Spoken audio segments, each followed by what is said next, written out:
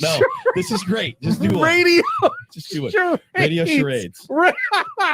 Okay, 2 words. First word, cheering. KWFN and KWFN HD1 San Diego. You won't find a better community of radio listeners anywhere. Join our Tier 1s to talk Padres, baseball, and more on Bennett Woods, weekdays from 6 to 10 a.m. on San Diego's #1 sports station, 97.3 The Fan. And Odyssey Sports Station. This program is sponsored and produced by Let's Talk Hookup. Opinions and offers expressed during this program are not those of Odyssey or 97.3 The Fan. Sometimes they tell some pretty hefty fish stories. We don't know if they're true or not. And now, it's time for Southern California's sports fishing voice. Let's talk hookup.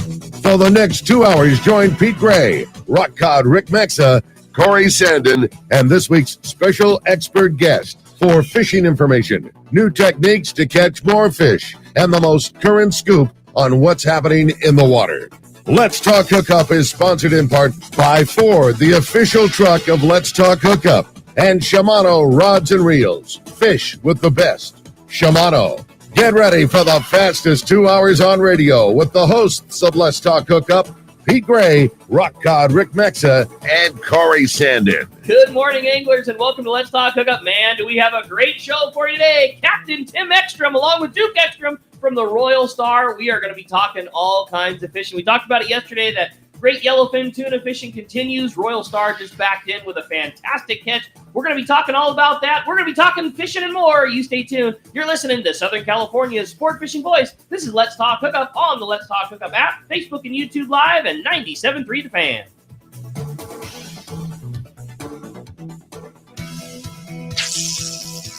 The reels that Southern California anglers have been waiting for are here. Shimano is proud to introduce the all-new Talica 40A and 50A reels. The Talica series is Shimano's flagship 2-speed lever drag reel. It sits at the very pinnacle of the offshore world. Shimano has increased the fishability of the larger Talica models by reducing rotational resistance at high drag and improving durability in critical positions within the reel. The all-new Talica 40A and 50A now boast Infinity Drive, which employs 2 drag washers housed on the side of the reel, allowing for an ultra-smooth, powerful drag system, while at the same time increasing winding power under a load by as much as 40%. The new Talica is built around a more compact, cold-forged machine aluminum one-piece frame. Plus, there's also a new higher high gear, built with a Southern California angler in mind.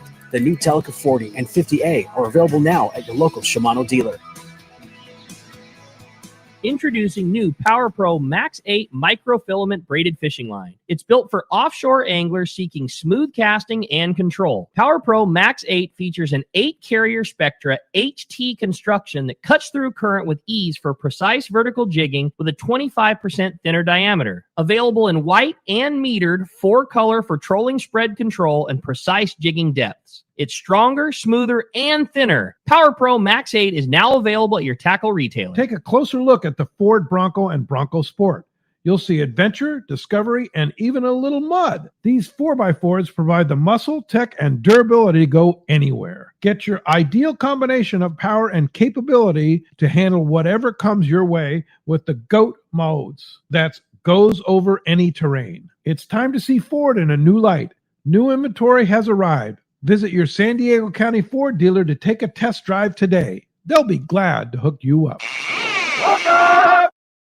Welcome back to Let's Talk Hookup here. Well, a very, very fun show for us today. And, Pete Gray's still out of the studio in Montana, making sure to keep those trout honest up there and enjoying some well-deserved time off. And joined by my good buddy Wayne Cotto on the co-host side of things. It was fun having you talking some Cedros yesterday. And, a very immediate correction needs to be made. I said Captain Tim Ekstrom and Duke Ekstrom. Should have said Captains Tim and Duke Ekstrom. My main man sitting aside for me, certainly holding a license, and we were having fun talking during the break about you driving the boat and big schools and big bluefins. And Tim, how cool is it to have your son beside you?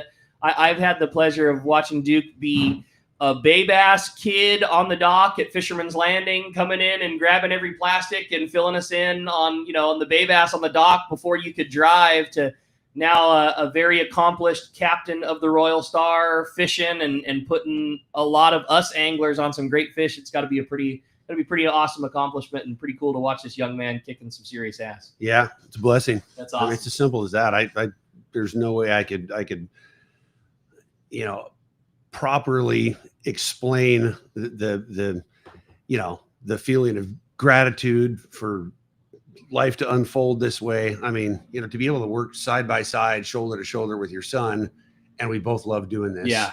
It's not like he got pressed into service. It's not like it was like, oh, well, he's got nothing else to do. No, this is a true passion that we both share. So to just, have that life unfold in that direction, I'm almost speechless because it's just such an incredible blessing. Dude, this is what you're supposed to do. Yeah. And I mean that from a guy who's been at the landing my whole life, and just seeing how you command yourself at the landing and how much the passengers and everybody loves hanging with you, and the way that you have the respect for what we do in our industry and your boat and the confidence that comes with it. It's just, I love it, man. It's really, really cool. And you're in the role that you're supposed to be in. There's no doubt.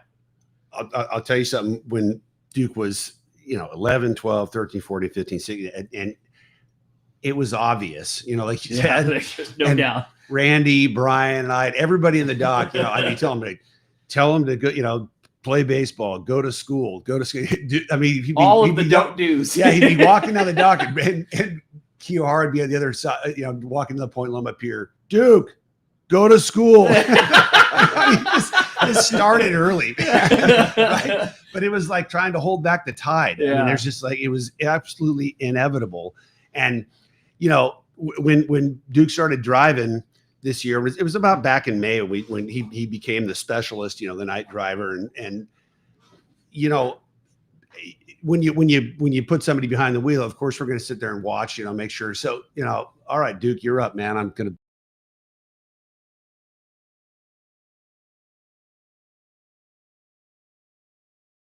Life. I love that. I mean, every move, like working the sonar, throttles, like everything. It looked like he'd been doing it his whole life. And I sat there for a second, reflected, and I was like, because he has. Yeah. He made his first long range trip with us when he was 5. We took him on a 6-day, and for when he was 6, 7, 8, 9, 10, 11, until he was about 11, I think was the last. He spent a month per summer, spent a month on the boat with me during the summer. So soaking up everything there is. So you think about all that time. You didn't realize you weren't teaching Duke, hey, push the sticks, do this, but he soaked everything up his whole life. Yeah. Roy made a great comment last year. It was the first trip that he made with Duke. And we're sitting up on the bridge talking about it, or top deck while we were fishing. He's like, look at him. He says, he doesn't even know why or how he knows what he knows, but it's like he just knows it. It's instinct because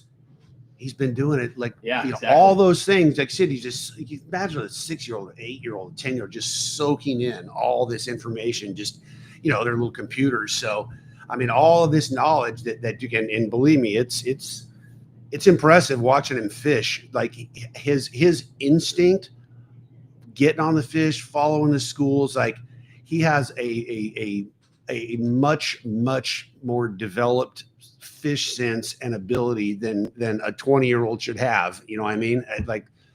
Again, it's because he's been doing it his whole life. And that's pretty interesting though, because not everybody's going to have the opportunities that you're providing Duke, right? So you coming up the pipe, you lived it. Mm-hmm. But you as a young captain, what would you tell a youngster that wants to get into the sport, to become a deckhand? What would you tell them? How would they get that experience? What would you give them advice-wise? Use your eyes and your ears. Listening contributes to all of your learning. That's all I can say about it. I learned that through baseball. I learned that through fishing. Use your ears and use your eyes. You can pick up little things from everyone. It could be a passenger. It could be anyone, but you can find out a lot of little things and really advance your learning skills, which advances how well of a worker you are. That's what I'd say. Getting to hear all the things from the people who I admire about it the most. These two guys sitting across from me. You talked about Brian and Roy and all of those guys do it the best. Like all of them are great fishermen, but there's a lot of great fishermen out there. It's how well you interact with people. Where everybody here is, they're on vacation and they're here to have a good time and they're here to get away from work. And you guys seem to take care of your family of passengers first, and then the fishing the fishing just comes with it. You can teach a guy to be a great fisherman. You can't always teach a guy to treat somebody with respect and all the stuff that comes along with it. It's a really good point that you make. I always talk about, the Royal Star experience. I always talk about our product. Yeah. And our product, not just being the fish and the amount of care we put into it and how we emphasize that, but our product is the end result of the experience that our anglers have on the boat. And you nailed it right in the head. I can tell you, like, time and time again, you look out there and, fish count wise, somebody, caught 100 or somebody caught 8, something, whatever the hell they caught. Yeah. Maybe we caught 50 that night because we weren't, Johnny on the spot, or, we were late getting there, whatever. And at the end of the trip, the result is everybody walks off the boat having the greatest time. They've just an incredible vacation experience between, the galley, between how the crew interacted with them on deck, that just the whole experience is what it's about. Yeah. You don't have to go out there and catch 1 billion fish in order for it to be a successful trip. A successful outcome is, did everybody have a good time? Did everybody feel like they got a great value for, the time they spent, obviously the resources they put into the equation? I mean, all of the whole package is really what we're focused on. And, like you said, the results speak for themselves. Yeah. We just, like, the trip that left yesterday, it's like, and this is almost every trip on Royal Star. It's like a reunion. And, here they come down the dock and, oh my God, Phil, Totally. Joe, just like, Rolf and Kim, they fished with us for 30 years. Wow. I've been fishing with them since the mid 90s, just go down the list of the 19 anglers that were on that trip. Is a Larry Brown limited load. Of the 19 anglers that were on that boat, 17 of them I've been fishing with them for 20, 25, 30 years. I love that. Just amazing. I know it's really a testament to doing things right. And going back to Duke, talk about a guy who gets that, what I mean? No doubt. I mean, and going back to it again, they've seen this guy since he was a little tyke, running around the boat. So there is a familial element to it, but Duke brings it. Yeah. I mean, down to the macro level, and in every, from the time those anglers show up throughout the course of the trip, helping them at the rail, helping them become a better angler, helping them rig their gear, just go down the list. He gets it. So that's what's so fun, Duke, about watching is you're you fit in as such a tackle nerd with all of us at the shop. For your whole life, been on it to the point of schooling the guys in the shop. This was going on, and I know that you've got a passion for all sides of it, not just catching, not just being the guy that's driving the boat, but all sort of in your knowledge on tackle is incredible. And we see it in the tackle store all the time. Mm-hmm. You seem to be the guy that takes care of the gear on the boat, and I'm sure it's a shared responsibility from everybody, but it's a lifetime of being just addicted to what you like to do. Sure fun. I'll tell you one thing about being the tackle nerd. I just don't like it when you see fish and then they don't bite. There's always something that'll make them bite. You know what I mean? We're all there. There's always something that'll make them bite. Whether it's those ghost poppers that people started figuring out, throwing those into big old foamers, or the knife jig thing. There's always something that'll make them bite. It's just, what is it? Exactly. Figuring out what it is. There is, and it's so fun to watch the innovation that gets born on the decks of these boats, and it just, like you say, whether it be a wrinkle, whether it be a piece of gear, whether it be fishing them at night instead of day, whether it be fishing them this way on this kite, there's so much cool stuff in our world, and such a high percentage of it happens on board the boats that you guys are driving every day. And it just progresses a little bit each year. There's always some little thing, some little wrinkle, some little difference, the clear popper, the tungsten jig, the knife jig instead of the short jig, whatever it might be, figuring out a better way to know where your lure's at in the depth marking your line, colored spectra, all those things. It's fun to watch it. You give this fleet several years to work on them, and you just watch them chip away, just get a little better, figuring out where, when, and how. It's pretty fun. And it was the long range fleet that taught everybody how to do the kite, right? Now we do it locally with our private boats and stuff. But I mean, you guys been doing it for years on the long range trip and showed us how. And then we've evolved since then. 10 years of different tackle every year on this bluefin. 10 years, and every year there's something different. It's been crazy to watch. Yep. It has to be that way. And I remember the last time that we were on the show, I was talking about it's the young guys that evolve it. Yeah. I mean, and it's just true. You know, the older guys driving the boats, you know, we'll sit there and, you know, you'll adapt by necessity, but the younger guy, I mean, they just, their minds are so attuned. They're so quick and they're fearless, of course. It's like, try it. Try something different.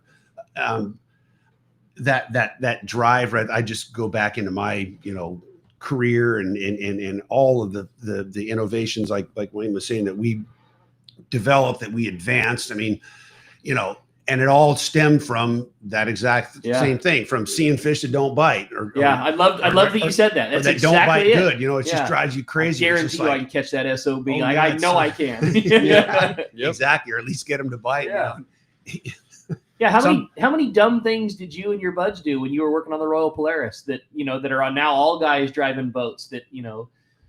Yeah, I mean, there's a lot of stuff you try that doesn't work either. Sure. I can remember, I mean, we'll go into story time here.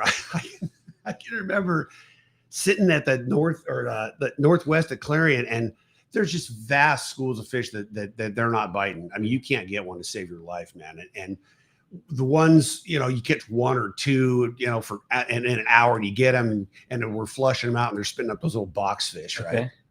Yeah, which is like a 2-inch bait fish. Yeah, and they're those little hard shell, little devil horns. You know, it's like why they eat those things. I mean, it can't be comfortable in any respect. But we were rigging daisy chains of boxfish because we were you know, flushing out their stomachs, and they're still like perfectly intact. So we'd rig up daisy chains, send them down on sinker. Anything. Yeah, you got to try something. Anything. Never got a bite out of one. Sure, that didn't work. We tried it. But the next thing might. Yeah, we had a single, we did a double. Then we were like, we had 10 of them. We had a needle we were running through. I love it. I love that. Daisy chain. We were. Oh, yeah. Yeah, with sinkers dropping them down there. You're thinking it'd be like a snake. Oh, this is gonna work for sure. Yeah. Check this out. Look how I'm doing this one. Yeah. Yeah. Ironically, they probably would have been at night. We weren't fishing them. There you go. You know, we weren't fishing jigs. We were, you know, that might have worked. Who knows? But, you know, again, as just an example of the crazy stuff we tried. Yeah. I mean, the balloons, the kite. I mean, you know, again, the list goes on and on. Totally. So what's going on now, boys? It's been a great time. It's been an interesting season, some ebb and some flow, a lot of weather, but it seems like we're in a great pattern right now. The fall is kind of kicking in, and the weather sure seems like it's at least backed off to let us fish and make some work. And we're getting this great shot in the arm on our local zone with this yellowfin. And I know the Star just came back from a fantastic trip. We were watching them unload before the show got started here. What's kind of the rundown on what you guys are seeing, and what do we have to look forward to? I think this time of year for sure. I mean, this is traditionally the best time for weather. You get Indian summer, and we'll see if that manifests. You start getting those high pressures that set up over the Great Basin, and that just makes for just beautiful weather out, especially out west, down the beach too. I mean, you said it, man. It's an interesting year. You know, it's like that big influx of fish from the south. When it usually starts, you know, you'll see it into July, into August, and by the second or third week of August, it's game on. You know, all that fish that comes up from the south, the yellowfin, the dorado, you know, the yellows on kelps, all that, and it just didn't happen this year. Yeah. You know, just waiting and waiting. There really wasn't any sign of it. You can imagine all the long range guys, us transiting between, you know, I'll say between that Benita Cedros region and up above, there was just nothing. That area was absolutely stone cold dead for months. And you know, water temperature was fine. Everything was right enough. Everything was right. Bait in it, you know, the bird life, and just little dab of this here, little dab, but just nothing to really sink your teeth into. And lo and behold, and we've seen this before where all of a sudden this stuff just shows up here. And a little bit finally did. It was like, 2 weeks ago. There's a little sign, you know, there's a few jumpers. That smaller yellowfin was down the beach. And in the last, when was that you guys got on that fish? 8 days ago? Yeah, I think it was. Roughly 8 days ago. Guys got on some fish. Duke and I think you were driving. He was. They got on that fish that was down there, basically west of Colonnette or in between Colonnette and Ensenada. And you know, it's blown up for sure. There's more and more, and now even yesterday, Justin going down, or he was coming up on the XL. He was telling the guys that he sees more fish down below where those guys were, another 15, 20 miles, 30 miles, like seeing sign of it. So it's just seems like things are a little later. Yeah. You know what I mean? And that's not a bad thing. I mean, Yeah, you catch them in October. Yeah, exactly. It's a Again, great coinciding thing. with the weather. I mean, this is kind of the perfect time of It's year. the right setup. Yeah. Yeah. Yeah. So I'm feeling good about the prospects. It's still that like hot and cold. I mean, that's just the way this year's been. There's like a lot of peaks and valleys, and there's definitely been more like kind of mid, and a few more valleys than we'd like to deal with, but that's just the reality of this season, especially when it shows up the way that it did, where it just kind of appeared. It's not like you saw it trickle in and get better and better and better. And like, okay, we're going to start to pick away and then we're going to have a great, it just all of a sudden was pretty darn good. And, that we'll just wait and see how it goes. Hopefully it just continues to do exactly that. And more just floods in and we catch them. Yeah. It's been very interesting to me. You were talking about it, and you're right. I hadn't really thought much about it, but the lack of yellow on kelp and things like that this year, because you guys have had a tremendous year catching yellowtail. It's not like there's any lack of fish. I've seen trip after trip when you guys do go down and fish the beach and the ridge and all the various areas, the yellowtail fishing has been fantastic. They just haven't been offshore. Yeah. Yeah, exactly. I mean, who knows? Whatever. Who knows where they are? I mean, there was a couple little flashes in a pan along the beach, but there's a whole lot of them. Are you guys seeing a lot of kelp though when you're offshore? No, not really. No. But here's why, because the kelp hadn't grown back. It's just starting to grow back, and we're starting to get storms. It'll break off. Yeah, we're in that cycle coming back, I believe. Even though, I mean, we've seen enough that if there was going to be, if there were going to be big schools of yellowtail on them, they would have been. Who knows where that fish is? Right. It's just somewhere else. It found some food. And it's happy. It didn't all get caught. I know that. Well, there's a crap load of it down in Cedros, right? Yeah. We know that they've been catching it all season. Yeah, well, it's certainly great to hear. And here's what I do know. I know that yellowfin's around and it's biting great. And if you're jumping on a day and a half trip, there has been some fantastic fishing. And there's just nothing more than I love than showing up to the tackle store in the morning and looking at the whiteboard and just seeing these great scores. And Duke, you said it best. It's fun. It's fun fishing. You can, in the daytime, fly line a bait on your 25-pound rig, or you could cast your popper, you could cast your Colt Sniper. If you get on the right school, you can catch them the way that you want to catch them. Yep. Fast, 100%. fast, fun action. Yeah. Yep. Coming to the corner, seeing schools, hitting bird schools. Good. Right now, for the distance, it's basically 100 miles. It's like made to order for a day and a half trip. It's totally right. Made to order. Perfect. I love it. Little bit of you get there early in the morning so the guys can look around in the dark, and you get a full day. Yeah. And again, it's daytime fishing. There's bluefin mixed in down there too. I mean, these guys. There's more than a little bit, dude. Yeah. There's a lot. There's a lot. And those big bastards too. It's Yeah. like full on ambush. You're drifting along there. Poor guys with his 25-pound boosh big boil. That's some of my favorite stories that we've heard. Guys on a 3-day trip, and we had 60 yellowfin in a row, and everybody's great on their 25-pound rig, and then one guy hooks one big one and just never stopped. Never got to turn the handle. Never nothing. Just like, that one's gone. Back to the drawing board. Well, actually, like from the Opry, you hope it takes all his life. Yeah, you don't want to be attached for the next 2 hours. Exactly right. Yeah, it's like, God, man, I hate to break the news to you, but you ain't gonna get it. It's a 180-pounder on a 25. Good luck. Well, we certainly got a ton to talk about. Some great fishing going on, Wayne. Today's is going to be a great show. It absolutely is. And if you want to join us, call in. Jeff's standing by, 833-288-0973. You can reach us by phone, and better yet, you can text us on the Let's Talk Hookup app. You can download the app for free and listen live, or later listen to us on the archives, and include your name and your phone number on the text included to be included for the prize. And we're giving away today a full trip on the Liberty. How cool is that? Oh, man, that's going to be such a good trip. And they're just pulling in right now. I just saw them pull in. Taro has been like, we kind of talked about the Liberty, like they're in such a unique scenario. He has done such a great job with that boat. It is the full day boat at a Fisherman's Landing, but the Liberty is a 3-day boat that just happens to run full day trips. It's so nice and so comfortable, and their food is elevated. The crew does such a good job. And, the unique problem, and it's a great problem to have, is they just like you guys on the Star, their crew is so attentive and so good, and the people like it so much.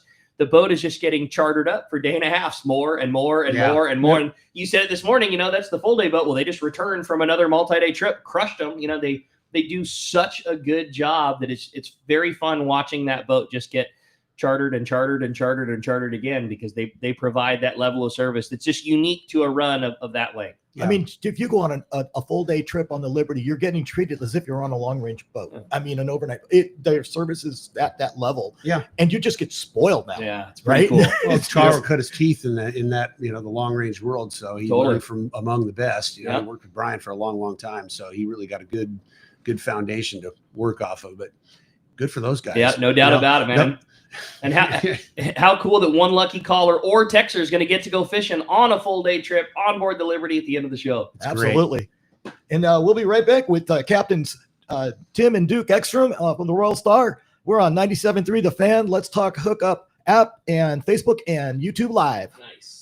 Ready for the largest event in our history. Saturday, November 1st, it's Tackle Day at Fisherman's Landing in San Diego. We'll have great savings from Daiwa on Saltist, Saltiga, and the entire electric reel lineup. A fantastic offer on the Proteus rods and SK jigs, too. Over 20 manufacturers reps, including Daiwa, plenty of seminars by saltwater experts, huge raffle, and most of all, incredible deals on tackle. Up to 60% off. Tackle Day at Fisherman's Landing, Saturday, November 1st. This is Captain Tim Ekstrom from the long-range vessel Royal Star. With my partners Randy Toussaint and Brian Sims, we have set the bar for the long-range fishing experience. Spring 8-day, summer 5-day, or fly-down, fly-back 11-day winter trip, we deliver the highest quality long-range voyage you will find. From our premium RSW fish storage to our top-of-the-line chefs and crew, Royal Star distinguishes itself from all others. Want to grab a spot on the Royal Star? Check us out at royalstarsportfishing.com or call Tracy at 619-224-4764. Turner's Outdoorsman, Southern California's #1 shooting, hunting, and fishing tackle retailer since 1971, is right in your neighborhood. Now with stores throughout Southern, Central, and Northern California. No one does it better. Turner's Outdoorsman brings you the best prices and selection, plus a knowledgeable staff that will help make your day on the water or in the field more fun. Stop by your neighborhood Turner's Outdoorsman. To find a location nearest you, check the web at turners.com and sign up for special deals and more. Inside information is everything when it comes to catching fish in Southern California. You need a code group to connect with what's happening on the water. Fishdope.com is your code group. Inside information available at your fingertips 7 days a week,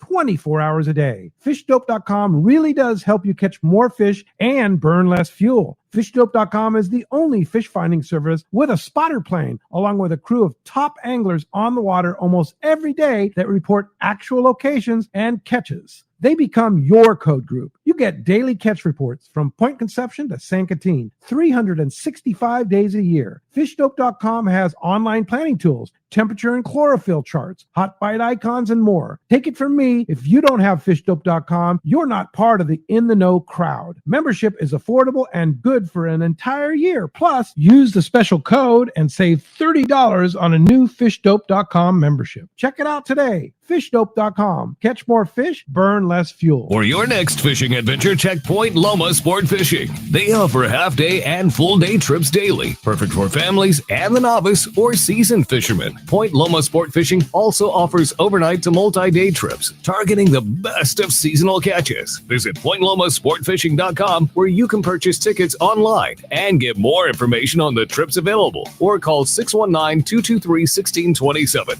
Want to go fishing? Point Loma Sport Fishing has you covered. Welcome back to Let's Talk Hookup. We're having a really good time in the studio. The stories are flying, and boy, you need to participate in this. We got Captains Tim and Duke Ekstrom from the Royal Star, and I think we're going to take a call. Ricky, what do you think? Yeah, let's talk to Alex from San Carlos. What's going on, Alex? Hey, good morning, guys. Morning. I had a trip like a couple weeks ago, and there's nothing like a good trip that when you get skunked, you learn the most. So I feel like there's one situation that did kind of come up though. It was like we saw a bunch of bluefin and yellowfin like just foaming everywhere, and I've always wanted to know like what's the proper etiquette for like casting while you're like in the slide. Like I just never want to cast too early. A bunch of people casted at the same time, and everybody got wrapped up. Nobody walked down, so everybody got all tangled up. But I mean, what's the right etiquette on something like that? I think you just kind of put it out there already. When you cast, you got to walk down with your lure as soon as you cast that jig into that spot, Because if you aren't walking down, then you got 10 other guys that are trying to do the same thing as you. And then when you're popping that lure, you're grabbing their line at the same time. So whenever you get a clear chance, you got to know, obviously, how far you can cast a jig, whatever you're casting, a surface iron, a popper, a Colt sniper. You have to know how far you're going to cast it, but you also have to walk down with that thing as soon as you cast it in the water. Duke, are you better to wait for the dust to settle? Or are you better to cast when the spot's up and you know, like you say, know your distance and know that you have to hit it? Do you wait till it comes down the side of the boat? Like what is the move, you know, when you're casting at fish that are up and splashing around on a sport boat? That's a hard question for me to answer, knowing that, you know, I'm not paying to come out on the trip. I'm always the guy who lets everyone else cast before me. But, you know, if I was put in a position there, if I know I can cast into that spot, I'm going to cast into that spot. I'm going to try and hook one. Yeah. I'll tell you what, a mistake that I see, probably the most common mistake is the anglers cast too early. Yeah, I'll bet. You know, I mean, sure. Souped up, man. Bastards are Buck jumping fever, right there. absolutely. Buck fever, exactly. Yep. Yeah. You get 8 or 10 guys up there ready to let her fly, and the first 5 or 6, the thing falls short, or you're not into the stuff by it, and the other 3 that waited. Yeah, now your window's over. Yeah, thank you very much. Yeah, exactly. Because Well, if you then how cast do and you- the boat's sliding, it's over. You got your one shot. So, you know, the 3 or 4 that waited, you know, they're going to get their shot. Well, you got the guys in the bow casting and you're sliding down the rail, but then you got the guys in the back with bait and they're trying to throw out and slide. The mixing of those lines at the back of the boat also is a problem, right? When you're fly lining the bait with the jigs. Well, I mean, if there's going to be an element of that no matter what. If it depends on how many anglers you have on the boat. But if you're casting your popper, your lure, whatever it is, it stands to reason you're casting out there 100 feet, 200 feet, 300 feet. So your line is, they say, perpendicular to the boat. It's way the hell out there. The guys that are casting off the back, you're not going to get an interaction between those two very quickly unless, you know, someone's bait backlash. It's straight down. Goes right down. That never happens. Yeah, exactly. I'm in the wheels and about 4 or 5 other guys here. Duke, exactly. Duke, I'm gonna need your hand with this real quick. There's those mishaps. Oh yeah. Duke, you better take this real fast. Yeah, they throw a wrench in the work quickly, but that's just, you know, that's the nature of fishing with 25 other anglers on the boat. You know, some of that's going to happen. Yeah, it can add to the excitement, the fun, and later the humor of when recollecting. And when you know, Duke, put yourself in the angler's shoes trying to get a bite. You know, what is it's always going to be more fun, I'm sure, to catch one on a popper and these things. But you know, if there's a spot up and splashing around, just based on a percentage thing, like, do you think you're better off to cast that lure into that spot of fish, or are you better to just let that thing slide down the side of the boat, grab a good sardine on 25 pound and catch them with a bait? Like, is it just not a black or white enough answer to give that? Like, what is the move? You're kind of caught up in a mix of it's very. That's a hard question. I don't think that casting a bait in those things is more effective than casting a lure in one of those things, because those fish are on their own fin bait or whatever type of surface bait that they're on. They're not paying attention to the sardines that you're throwing over the side. You could throw over a whole entire deck box of sardines over the side. And yeah, you might get a couple of reactions, but they're still going to go over to their natural bait that they're already eating. It makes no difference. And on top of that, if you cast a popper in there, you're not trying to give the same exact action as the bait that they're already eating or the forage that they're already eating. It's a reaction bait. You're trying to make them react on it and get pissed off at it. That's the whole entire point of that lure that you're going to cast in there. So for that answer, I think a popper or a stick bait, something that reacts, or a crankbait in the wintertime for largemouth, just like that. You know, and it makes a difference too. Sometimes you can't get a bite on a bait. You just can't. Like, Sure. and you'll roll into those spots. Those bluefin are classic for that. But yellowfin too, where, I mean, the only bite you're going to get is if you land a jig right in the middle of them, you might get that reaction bite. So, you know, it's a situational. The answer is situational. Sure. It just depends. Yep, good call. I appreciate the phone call, Alex, very much, and a great call. Hey, we got our buddy Scott Sherman on the line. Good morning, Sherm. Morning, Scott. Hey guys, good show. Good to hear Wayne on the show. He does a good job. Thanks. Question: you were talking about those yellowfin down below. Last year, they didn't seem to come up into this area. Do you see anything preventing them from moving up into our local waters? I don't see anything to prevent it, but you know, for whatever reason, they've definitely had a this season anyway.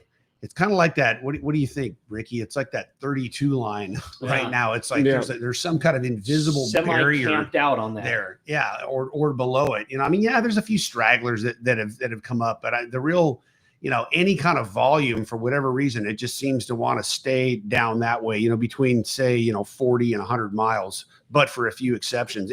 And I'm talking about this yellowfin. You said it best. From some of our local private boats. We hear from the boys in the shop. There's been a jig strike or two, cedar plug daisy chain on the 425, had a yellowfin strike, had a couple yellowfin strikes, made our day, but the meat sure seems to be camped out there. And again, same deal. I sure don't think there's anything preventing it from coming up this way. There's no big water cold block or anything like that, but the food is there and the water is there and they're happy being there. The same level that there's nothing preventing them from coming up is the same thing that's keeping them right where they're at. There's nothing stopping it, but boy, they sure seem to be fat and happy where they at. And the fishing has been great for now, going close to a week here, and we just hope it keeps on rolling. Amen. Yep. Yeah, totally. Hey, Scott, appreciate it very much, man. Thanks for the call. You're gonna, we're usually used to getting some kind of a lobster report for you. You scared from the opening crowd? When does lobster start for the old Scott Sherman? Oh, probably in another week or so. Let the crowd thin out a little bit. Got a bunch of tuna bloodlines last week to put in the cages for bait, so we're all good there. All right, I like it, buddy. Probably a couple of weeks. Right. Yeah, Looking forward to that. We got a 140 on the spreader bar the other day after it was gutted and killed. Hey, nice going, man. That's great. Outstanding. Yeah, good day. And we got two of those little yellowfin that came up the line too, but like you said, it was just kind of a hit and miss flying strike kind of thing. That sounds like a great day on the skiff to me, Scott. Appreciate it very much. Glad to hear you guys having such a good time. Yeah, we'll get on the lobster soon, buddy. I'll give you a report. All right, buddy. Appreciate the phone call. Thanks, very much.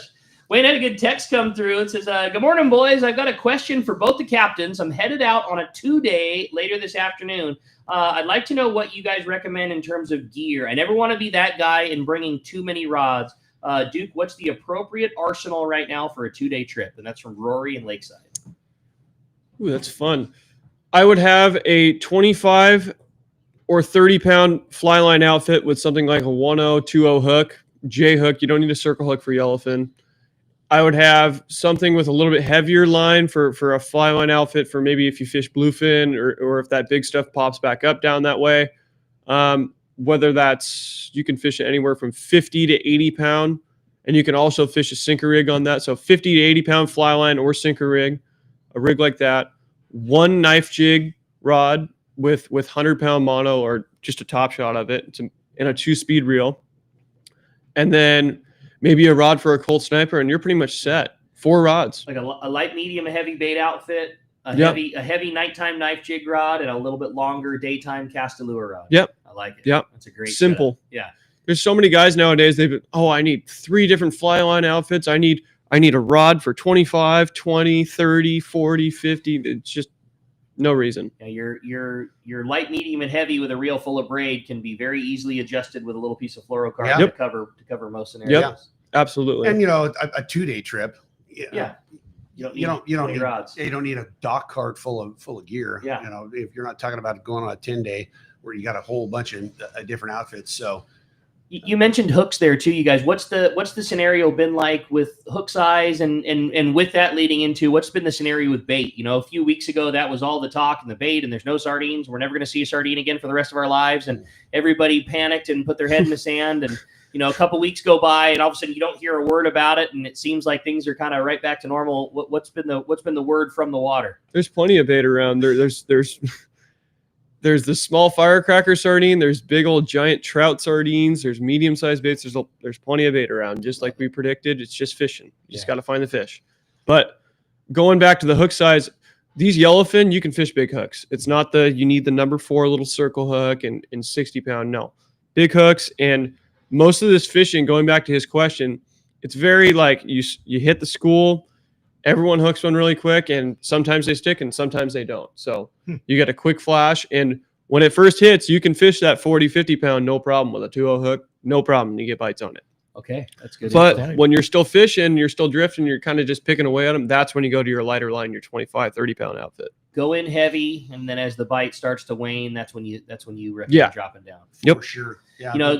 The 40 pounds perfect. And, going back to that bait thing, there's been this huge influx in the last, I guess it's like 2.5, 3, maybe 3 weeks, somewhat of these perfect, like 3-inch sardines. Really? They're not firecrackers. Yeah. They're not the little 1-inch, like, 1.5 inch. That was traditionally what we called firecracker. I don't know, the definition just seems to have expanded now, but those 3-inch, they're just perfect baits. Yeah. It's like swimming. Oh yeah. They swim like and they live really good in the tanks. You probably really pack a lot of it on if you need to. A lot of them in there, a lot of bodies. I mean, it's like the perfect bait. Yeah. It's nice to have a nice big sardine, 4, 5, 6 incher, but those kind of medium size 3 to 4 inch, there's plenty of it.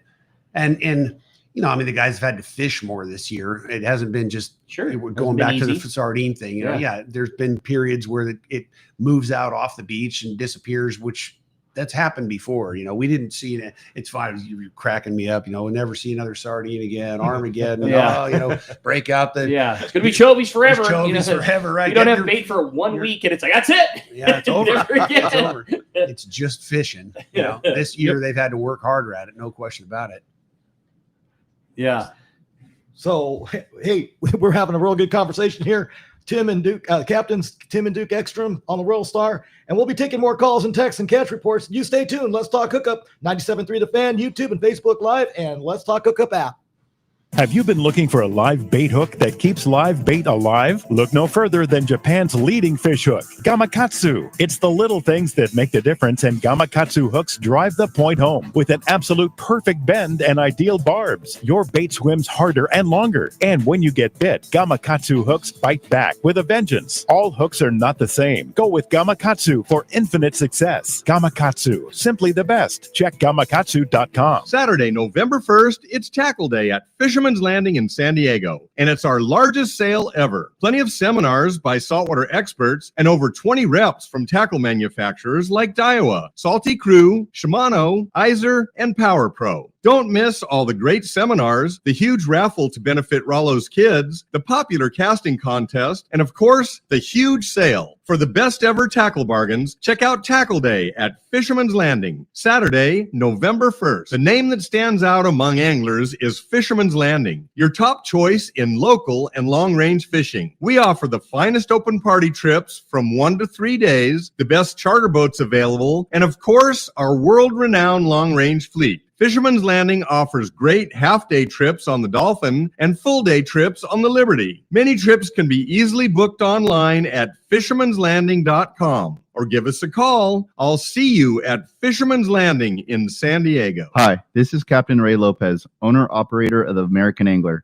I've spent more than half my life aboard the American Angler along with my partners Brian and Lori, developing a team that's as good as it gets. I've been fortunate to spend time on the ocean with so many fine people that I look forward to fishing with. We can't thank you enough for being part of the American Angler family, and if you haven't joined us, we love the opportunity to meet you. Text or call Lori at 619-223-5414 or check AmericanAnglerSportFishing.com. Hi, this is Tommy the Fishmonger from Tunaville Market and Grocery and the TV show Fishmonger. I've known Yosef Husseini for over 20 years, and he's the expert when it comes to real estate. He's helped me with estate planning and multiple estate questions that the average guy like myself just doesn't understand. Yosef's not only a fellow angler, but he's an amazing realtor that specializes in helping us in the angling community find their ultimate home. If you own a home, get a free, no obligation home evaluation now online from Yusuf by typing in SoCalHomeEval.com. All you do is put in your address and you'll get that report fast. Yusuf is a SoCal real estate guy to go to. He's helped me and many of my customers and family members to find what they are looking for in a home. He understands the real estate market like no other, so take it from Tommy the Fishmonger. Yusuf's the real deal when it comes to your real estate needs. Go to SoCalHomeEval.com and I'll see you at Tunaville Market and Grocery. Welcome back to Let's Talk Hookup. we're having a really good conversation. In the breaks, we have better conversations on the side. You wish you could just keep going without, the commercial break, but that's how we work it. Hey, if you want to call us, make sure to call in to 833-288-0973. Jeff is standing by, and don't forget to use the app and do the text, because we're giving away a full day trip on the Liberty. It's just one lucky caller or texter at the end of the show. We were just talking before the break about what people should bring in, and we got a guy right here, Scott from Escondido, texted in, hey, I'm coming up on my 11-day October 25th trip, and will it be a typical 10-day variety style, or are we going to Lower Banks? Do you offer loaner tackle on the boat? I have plenty of 50 and below setups, but I don't have anything on the higher side. What do you suggest? I think he's going on Royal Star. Yeah, First of all, loaner tackle wise, we got away from the loaner tackle on the boat. It would just get beat up and trash, and maintaining it, dealing with the landing has much better tackle for rent, and that's what we recommend to all our anglers who need, whether it's a full complement, full set, or if it's just a single rig, maybe a bigger rig for that trip. Get it from the landing, because they maintain their gear beautifully. It's all Shimano Talicas and I mean CalStar rods. CalStar rod. It's really good gear, perfectly maintained. So go through the landing for sure if you need gear. And then as far as whether we're going to be fishing Lower Banks, I mean, I can't answer that question yet, because we don't know. I mean, 11-day, the door is open for everything. You've got that extra day where, let's say you have good fishing on the ridge, you have a suite of options that open the door to make that run down there, because at that time of year, it's kind of exploratory. A lot depends on the water temperature, the quality of the bait, and again, what you're doing, what you have to work with. If you've got a lot to work with and you've caught enough fish where you go down there, great. If you have to go down there because there's not a whole lot up above, again, I'm getting into captain mode here, into the weeds, talking about how we formulate our decisions, but let's just say it's certainly in the cards at that time of year. That's such a cool length of trip for that time of year, because every option is on the table. Yep. I mean, you've got the time to go where you need. You've got the time to sit somewhere and wait it out if you want. You got the time to make other directions. You got the time to go. You got the time to fish the top end of the bottom, like whatever. What a great trip to be on, with just a lot of time on the water. Yeah, I love going back to his question. Is it going to be a variety trip? Yes. Yeah. Right. And that's the beauty of those trips, that whether it's a 10-day, whether it's an 11-day, you have time to fish all of it. Everything. Yeah. Yeah. Yep. And, different species, different locations, different conditions. Like you see so much, you can compact so much fishing. I mean, you think about it, anywhere from maybe targeting a 300 pounder on the Lower Banks in the middle of the trip to, catching yellowtail on the beach on your way up. You might catch a calico bass on a swim bait on a stone somewhere. You will. And a 250 pounder on a kite somewhere else. Right. Exactly. And like I said, likely will. Yeah, I love it. Exactly. I think that's the fun part about those trips. Totally. Because the variety is there, you won't get bored. If you happen to get lucky and you limit out on your tuna, you have other options to go fish. That actually, interestingly, on these trips, whether it be a 7-day, whether it be a 10-day, that has become a component of a longer trip, of a long range trip, that I think that a huge percentage of anglers actually look forward to as much as anything. That day on the beach on the way up, where we just, you go in there and you target just variety, bass, bigger Sea yellowtails, sea bass. Exactly. Totally. I mean, just the chance to do that kind of fishing in those locations, and that whole the beach, we call it, and whether it be the coast of northern Baja, the coast of southern Baja, I mean, it's just spectacular that a coastline like that exists in 2025. If you'd have told me, I've been fishing down there for 38 years, right?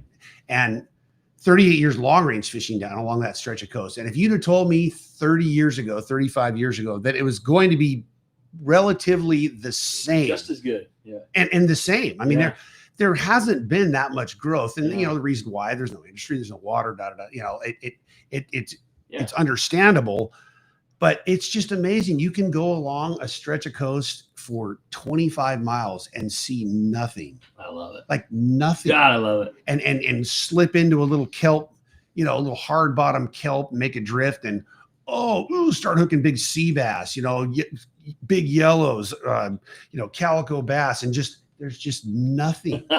There's nobody around. Mm-hmm. There's just beautiful, pristine coastline. I mean, it's remarkable that and it's not one little stretch. I mean, there's hundreds of miles of it. Hundreds of miles of coastline that's still like that. It's magical, man. Make you want to go long range fishing? Yeah. I mean, that's the beauty of it. Totally. It really is. 100%. Perfect we'll spend a day hopscotching our way up the coast, and every spot, everywhere you stop and along the way, I mean, it's just like this, it's, I look at it a little miraculous that there's still that much coastline in today's day and age that's basically untouched. The part I love the best, 99.99% of the world will never experience what we do on the water. They'll never see it. True. You have to be on a boat to do it. And we get to see places that other people will never see. But hey, we have Brian Woolley on the phone from Dana Wharf Sport Fishing. I'm sure he's getting excited hearing about that. He'd like to be able to go places where there's nobody else around for miles. And the Catch Report is sponsored by Norsk Lithium. Power your boat with Norsk Lithium, the ultimate choice in marine adventure. Norsk delivers unmatched starting, trolling, and electronics power. Norsk batteries are packed with cutting-edge technology. Upgrade your marine power today. Set up your system at norsklithium.com and see the trolling motor doctor. Hey, what's going on, Wooly? We got Wooly on the line. What's up, Brian? Hey, good morning. Good morning. Yeah, Wayne, you took the words right out of my mouth, man. I'm sitting here drooling listening to this untouched coastline beach fishing. Yeah, little hard bottom, some kelp with nobody for 25 miles. Sound good out of Dana Wharf Sport Fishing right about now? Yeah, like that for years and years. Yeah, it sounds epic. Absolutely. Well, hey, our stretch of completely crowded and touched coastline here, 65 to 70 degree water this week. It did fluctuate a little bit from day to day, and with that, the half day fishing obviously did too. The mixed bass fishing for the half day anglers was better as obviously the week progressed. We saw a little bit uptick in that water temp.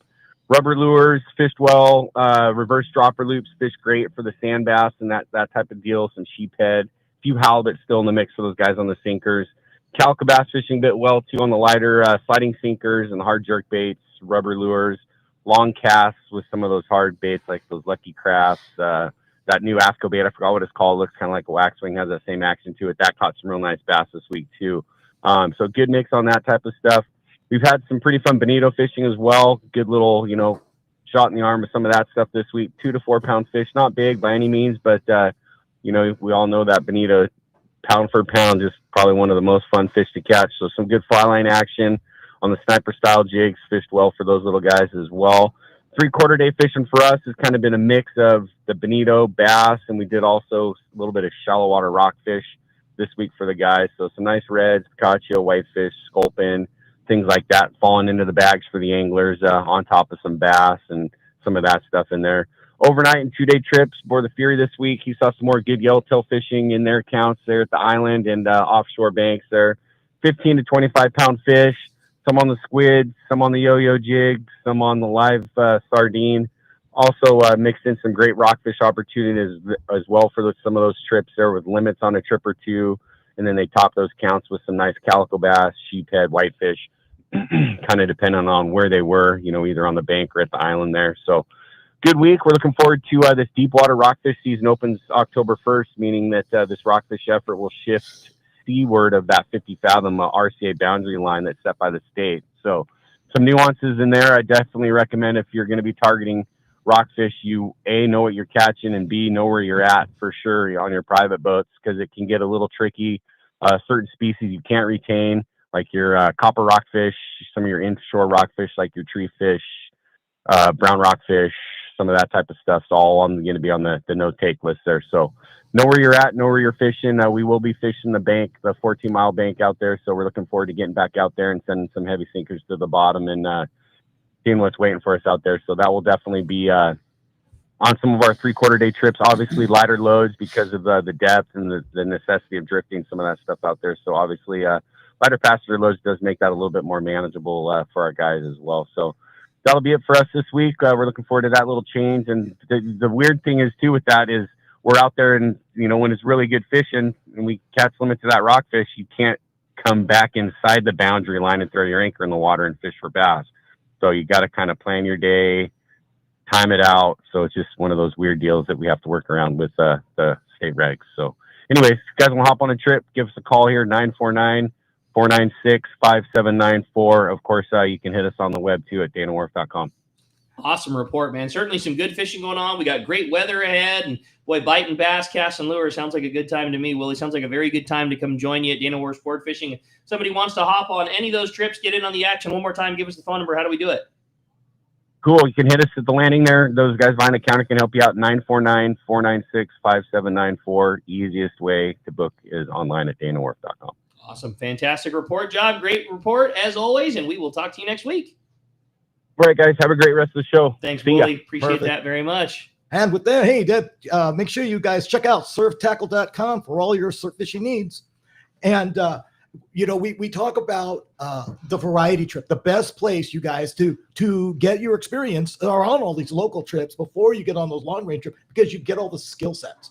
What do you think, Duke? 100%. 100%. I mean, that's how I grew up doing it. Obviously, a lot of that contributed from Royal Star, but going on the Dolphin, going on the Liberty, going on the Pacific Queen, going on whatever boat I can get on, San Diego, Chubasco, learning all these little different techniques from every other captain that's around, Taro, Tiny, Booger, all of these guys. You learn a lot of different tackle tips and what to fish and what in certain areas and in certain conditions. It really sets the foundation of your fishing experience. We see it in the tackle store a lot. A guy will maybe be intimidated. I fished half day all the time, but I'm not ready to go on a 5-day trip, man. If you're a regular on a half-day boat, you likely fish 10 times more live baits than a guy that goes once a year. You have more trips to the bait tank. You have more times pinning your hook on just right. You have more times casting a bait. It's just like you say, the foundation is made fishing local. 100%. I completely agree with that. You have to. I'll just give you a good example of that. Like I would go out on the Dolphin with Duke every once in a while when he's 11 or 12 and you got the music. Exactly. But I couldn't get a bite to save my life, man. And these guys are just they're 4 or 5 baits, I'm like, this is not nothing out of here. Nothing humbles you like the regular half day boy. Seriously. Yeah. We're just like, I cast out. We're just talking about wide open fish on the beach. Any bait gets a bite. I'm not there. Really? I got to try it. So. Amazingly how fast these shows go, man. That's the first hour already up. Hey, we'll be right back on 97.3 The Fan, YouTube and Facebook Live. Lowest price on fuel, great service, and easy access, even for trucks and trailers at their 24 pumps. Summit is known for the best price on ice, too. Almost half the cost of any other vendor. 25 pounds for just $3.99. Martha and her crew love fishermen, and they'll prove it by giving you 100 pounds free with a 35-gallon fill-up. Summit offers over 40 snacks and drinks to choose from for only 89 cents, and even a line of hand creams and lip balms for 89 cents, too. Summit now proudly offers locally made burritos and sandwiches, made fresh daily and ready to go wherever the current takes you. Summit just upgraded their car wash, and for a limited time, get a deluxe car wash for only $6. Grab the wife's car, grab a cheap sandwich, and make up for the day on the water. Summit Gasoline, lowest prices, friendliest staff, easy access, and free ice. What more can you ask for? This is Rock Cod Rick for Adventure and Camping, where they bring the adventure to you. If you enjoy camping in the Eastern Sierra but don't own an RV or a trailer, or simply don't want the hassle, let Adventure and Camping park it for you. Check out their website, adventureandcamping.com. Select from over 75 campgrounds they serve. Decide on a trailer floor plan that fits your needs. Request a quote for your desired vacation dates. Then just show up and start your adventure. Adventure and Camping makes it so simple. They deliver the trailer to your spot and you enjoy a clean, spacious trailer. When it comes time to go home, just close the door and drive away. It doesn't get any easier. If you enjoy camping in the Eastern Sierra but don't want the hassle, Adventure and Camping is for you. Check out adventureandcamping.com for details. Make sure you mention that Rock Cod Rick sent you for a special price.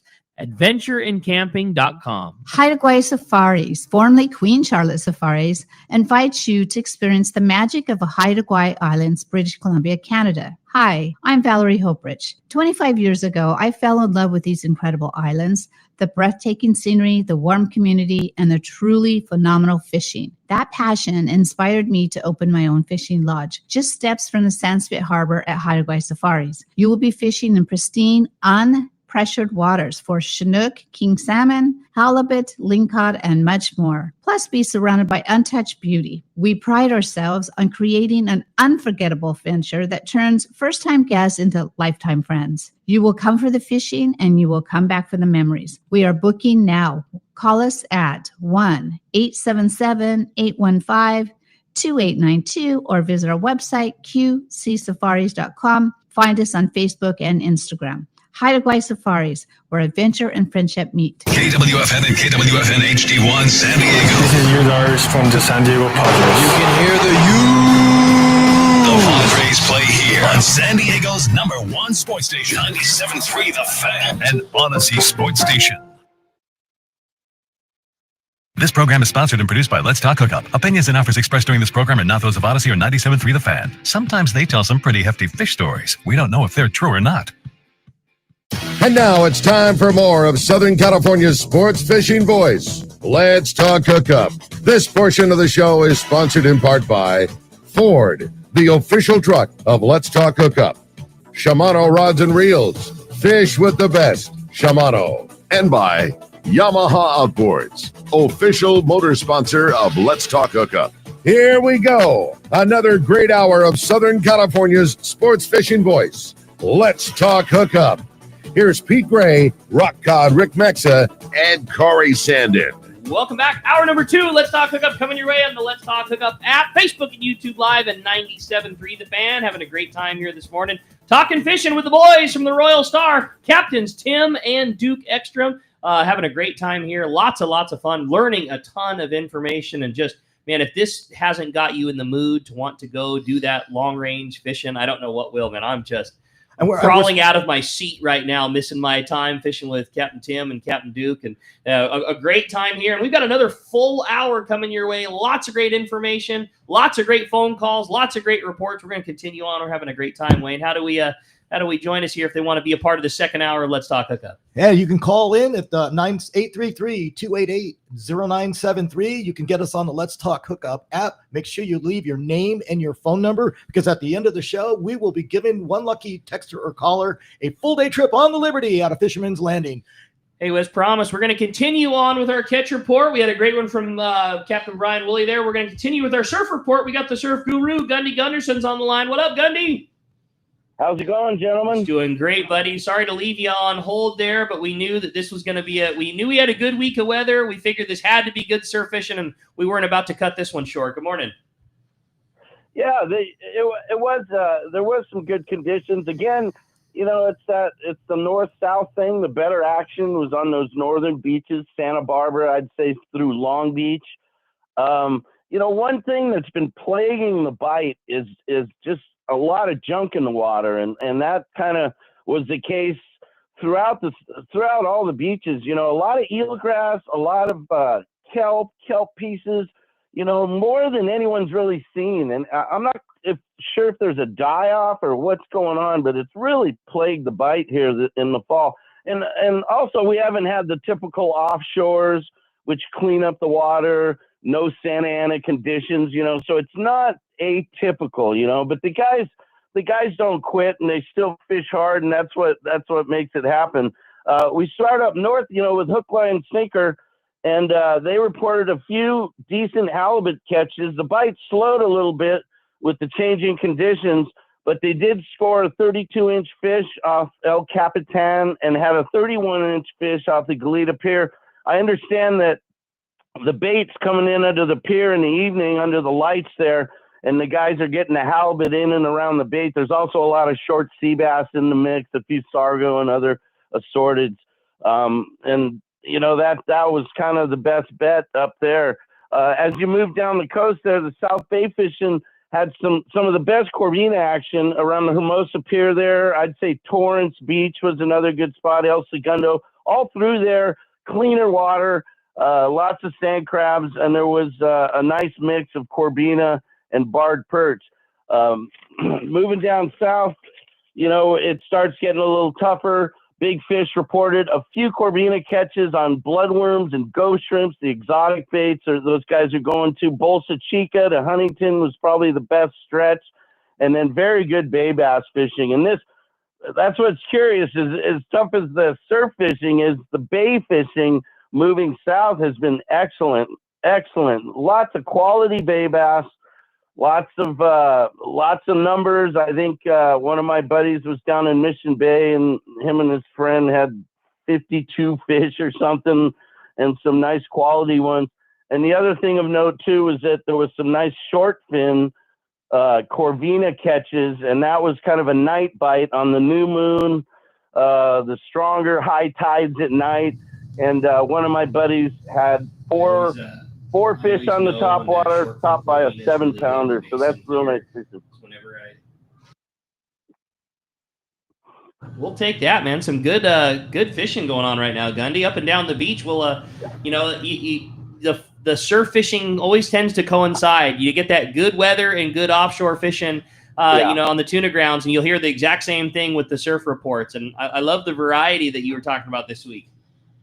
What's curious is that the guys at Pacific Coast were telling me that the lobster divers saw a ton of corbina on those San Diego beaches, and to see that much fish, and the fish has been there all summer, but just the lack of a bite, The only thing I could think of is, when we were hauling bait in the late summer when I worked for the Mello Brothers, a lot of times when the surface temperature got too warm for the anchovies, John Mello would take the boat in shallow off San Onofre, and we'd set in 12, 15 feet of water just outside the surf line, and it was small anchovy, but it was bait, and it's when bait's tough, you make bait. And we used to get corbina mixed in with that small bait. So, they say corbina, 90% of their diet's sand crabs. I'm not sure about that. I think at certain times when that bait is getting pushed in on the beach, I think they take advantage, and maybe some sort of thing like that's happening because the fish are there, but they just don't want to bite. That's a savvy take on it, man. Appreciate it. Great report, Gundy. As always, excellent up and down the beach, and man, we'll look forward to hearing another one from you next weekend. All right, good show, man. The best, buddy. Appreciate that very much, Gundy. You're the man on the surf. There's no doubt about that. It was interesting, too, because I got a call from a couple of friends this last week, and they caught bonita on the piers. Cool. And it's been a long time since we've seen that. I go back to when I was growing up with the bonita ball and the feather and all of that, growing up on the pier and catching bonita. And it's like, I want to bring that back because it was such a phenomenal time in our local fishing. Yeah, no doubt. Everybody can go do that. That's a crowd-pleasing fish for sure. Absolutely. Hey, well, I had a great text come through. It's from John in Rancho San Diego. It says, great to hear Duke and Tim today. What a great show. Duke and Tim, my question's for you. What is your favorite 30-pound fly line setup? And can you give me some more inside baseball on it? What's the rod and reel like? But more specifically, how do you like to set up your line, your leader, hook size, pin the bait on, etc.? And would you ever recommend a high-end spinning reel outfit? That's from John in Rancho San Diego. I got this easy. I love it. Shimano Trinidad 14 with 40 or 50 pound spectra, and then your top shot of whatever fluorocarbon you like. I like Sunline, and a CalStar 800 XLH. That is absolutely perfect. You can fish 25, 30, 35 on it. Perfect for offshore kelp patty fishing, yellowfin tuna fishing, small bluefin on Tanner Bank or Cortez.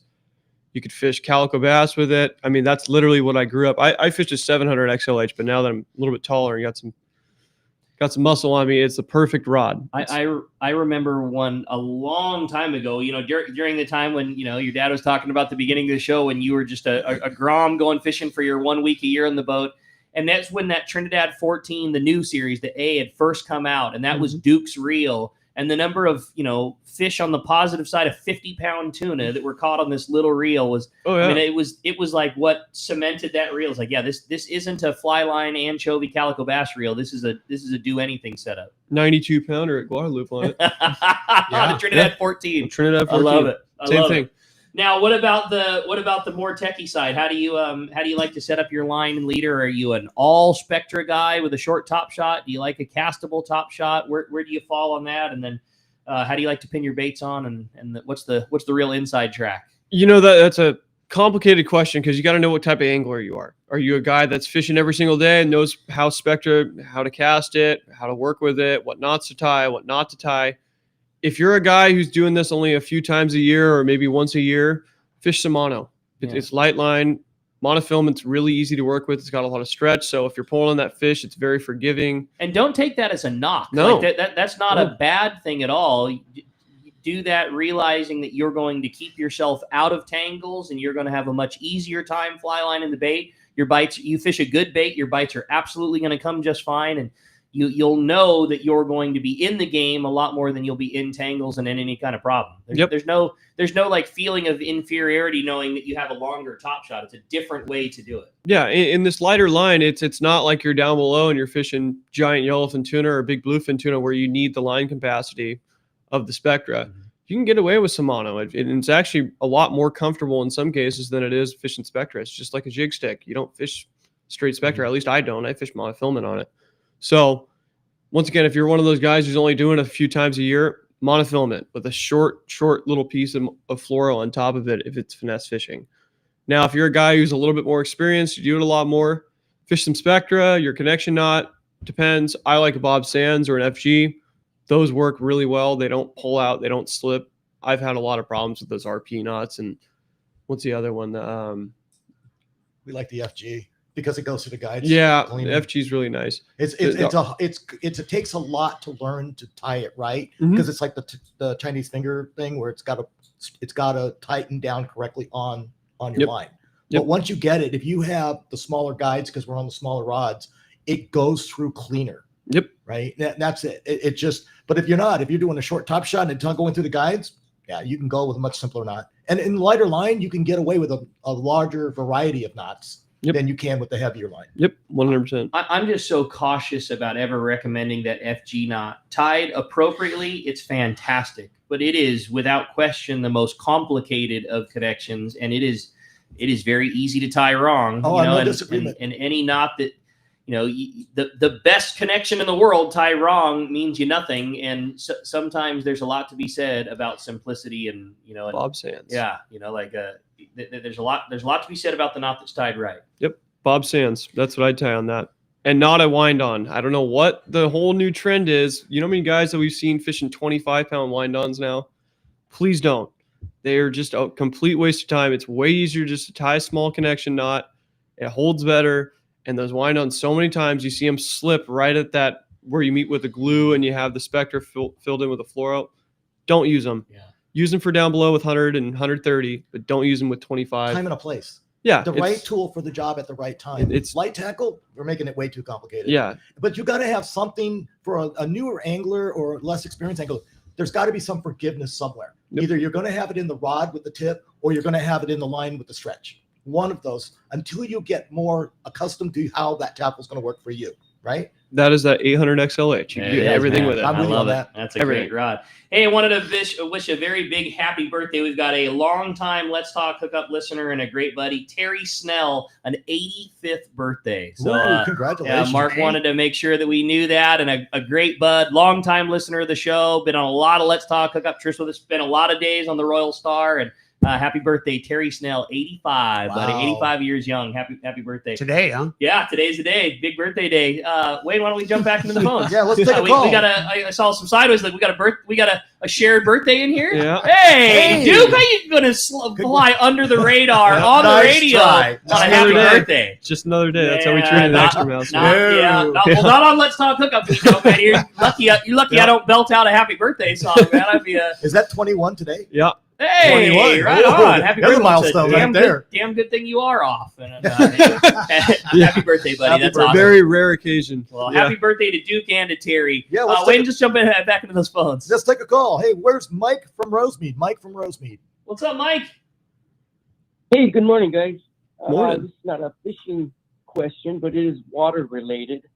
So I was watching YouTube in the end of the evenings most every night, and last night's subject matter, I decided to watch some surfing content, old surfing videos. And I don't know if you remember the iconic movie Endless Summer. And they mentioned a guy named Butch Van Arsdale in it. And I go, well, this popped up. So I decided to watch a little story on this guy, right?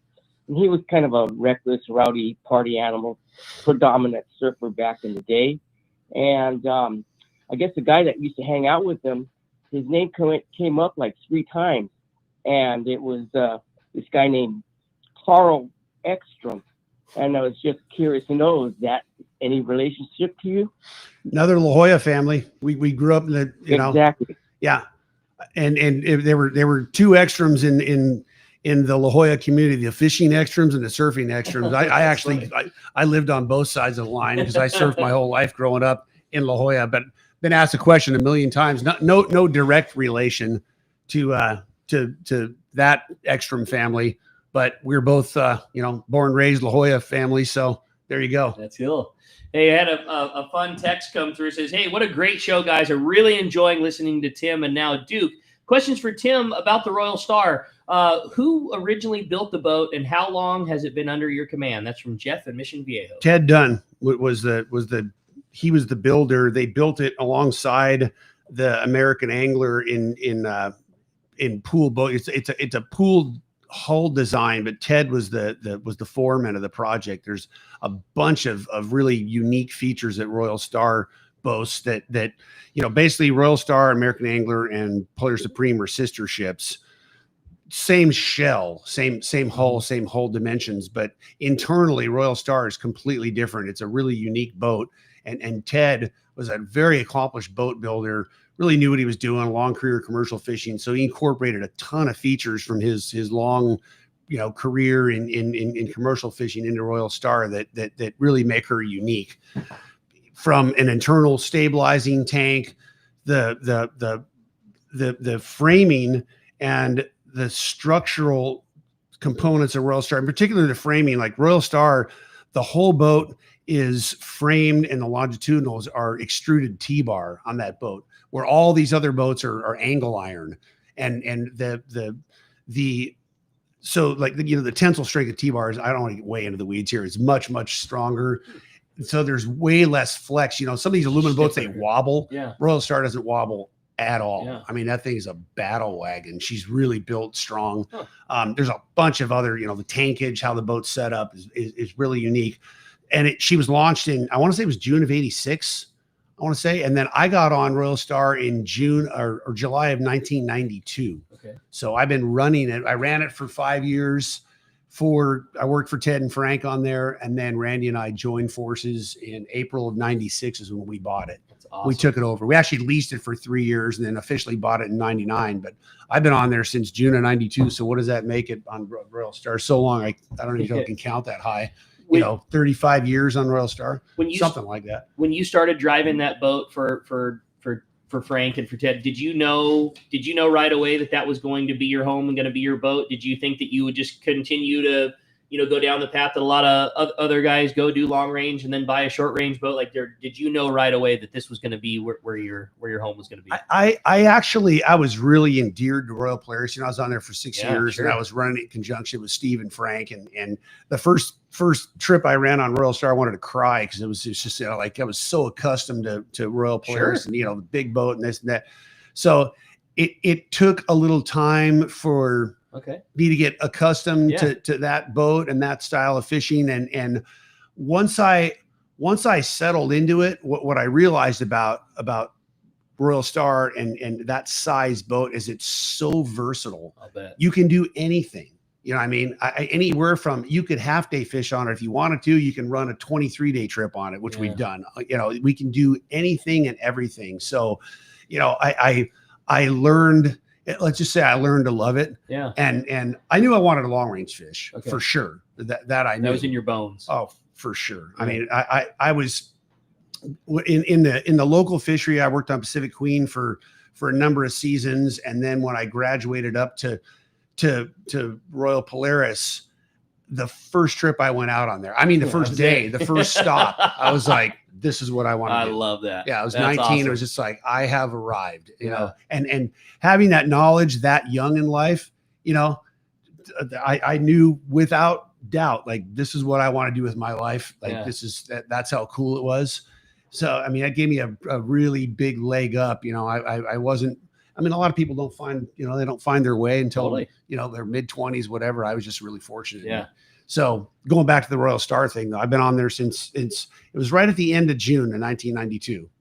And now, how did the partnership of you and Randy come about on that boat? Because he was on different boats doing different things, also long range. But how did the two of you guys get together, combine, realize that this was a partnership you wanted to start? So Randy was running the XL. He was like it was a battlefield promotion for him when he took over the XL. He had been on the 105 prior to that, and that's when I was running Royal Polaris in conjunction with Steve and Frank. You know, I was the third operator on there. So he was another young guy, you know, just like I was, and we just gravitated towards one another. You know, we were out there with all the older, I mean, you know, like Grabowski and Doherty and all the icons of the era. You were the young hitters, and we were the 220-year-olds, the 221-year-old, 22-year-olds that were you know, in that arena. You were competing. Duke.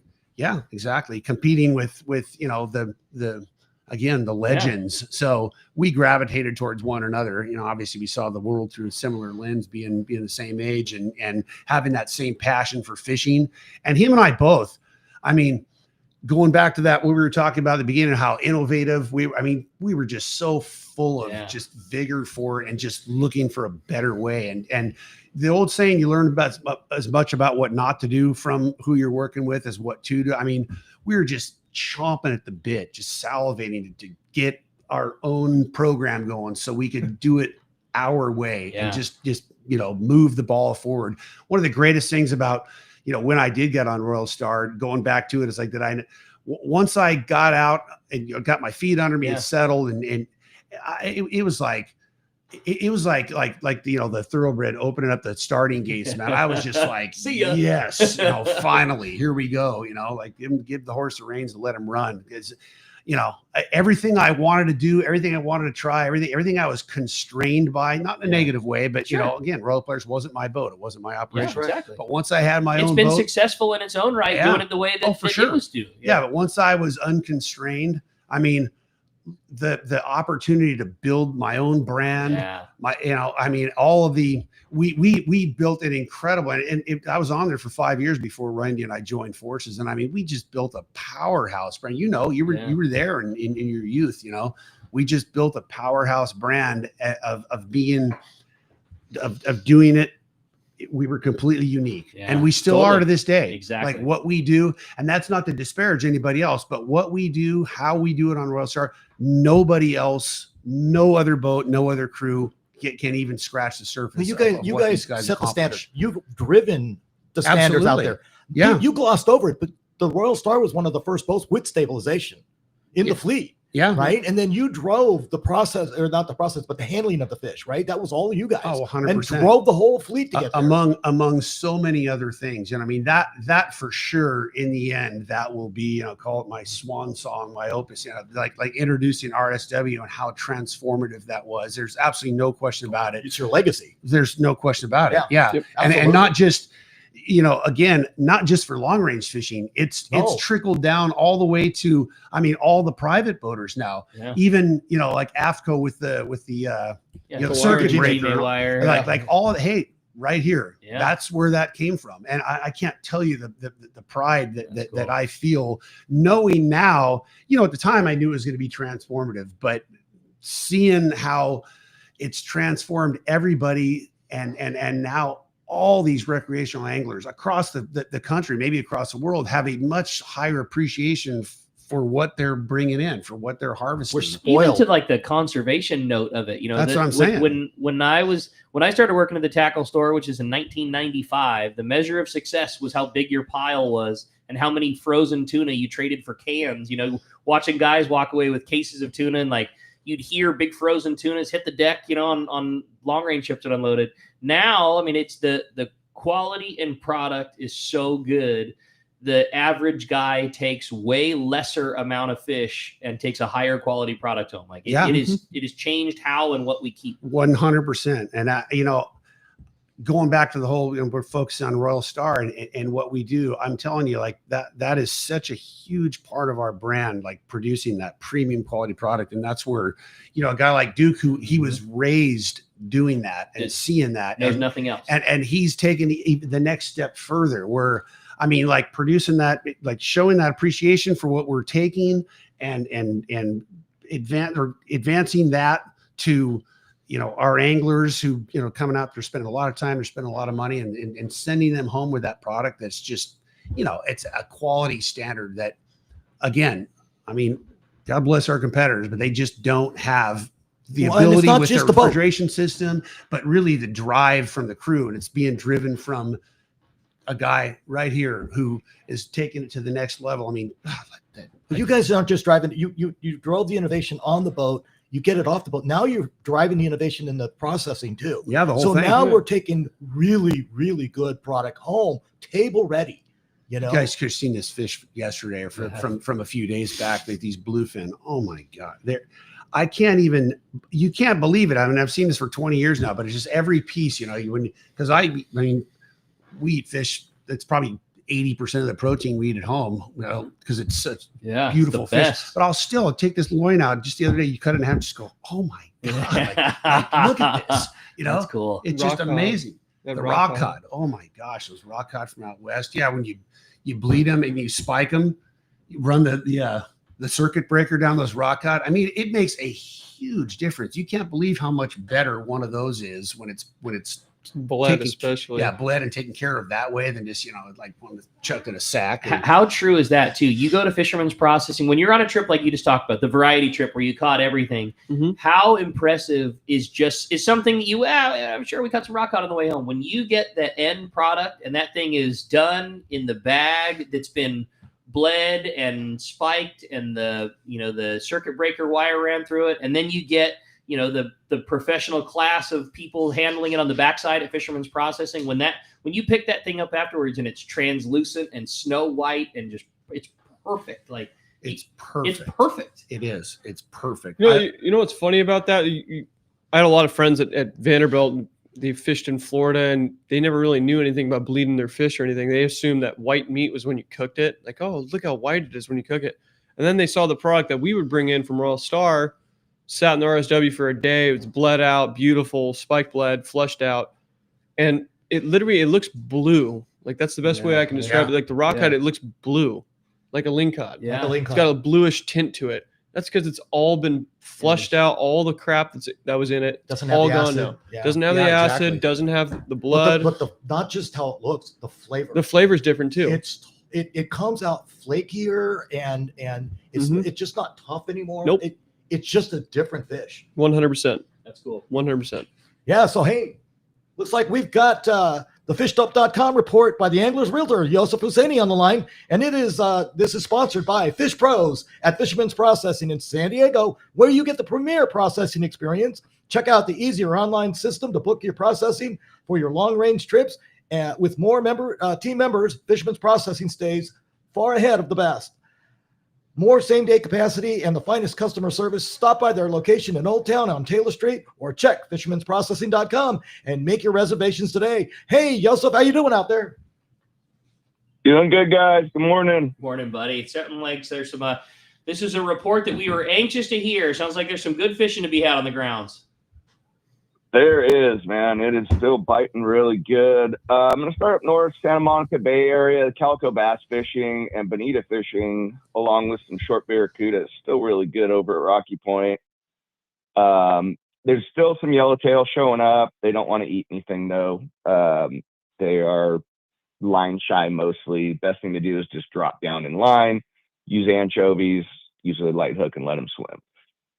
Catalina, guys are seeing a lot of calico bass on the front side, along with bonita and barracuda, same deal. Yellowtail fishing slowed down a little bit. Smaller units, 6 to 12 pound, around Candom and Bird Rock. The sea bass fishing has slowed down quite a bit as well, but there still are some popping up here, there. San Clemente Island, there has been a good yellowtail bite still in about 130 to 150 feet of water. Dropper loop squid is the ticket. These are the same fish. As soon as the sun comes up, they vaporize. The front side, there are some smaller fish as well. Same deal. You got to fish them in the dark. Del Mar La Jolla has been heating up quite a bit. There's a squid bed off of Crystal Pier, and there's guys picking away at yellowtail and sea bass, bigger home guard yellowtail, 15 to 30 pound. Offshore, the tuna fishing, it is really scattered now. All that fish that was up towards the Snail and San Clemente has gotten kind of smaller. They're like 10 to 40 pounds now. It's still really good fishing. Guys are getting them on the spreader bars and daisy chains, normal stuff. Cortez Bank, still been really good. Guys are out there. Some of the party boats are out there. They're smaller grade bluefin, but it is very good fishing. Down below, 371, 302 area, I was out there last week. It's great. There's some big biomass of fish.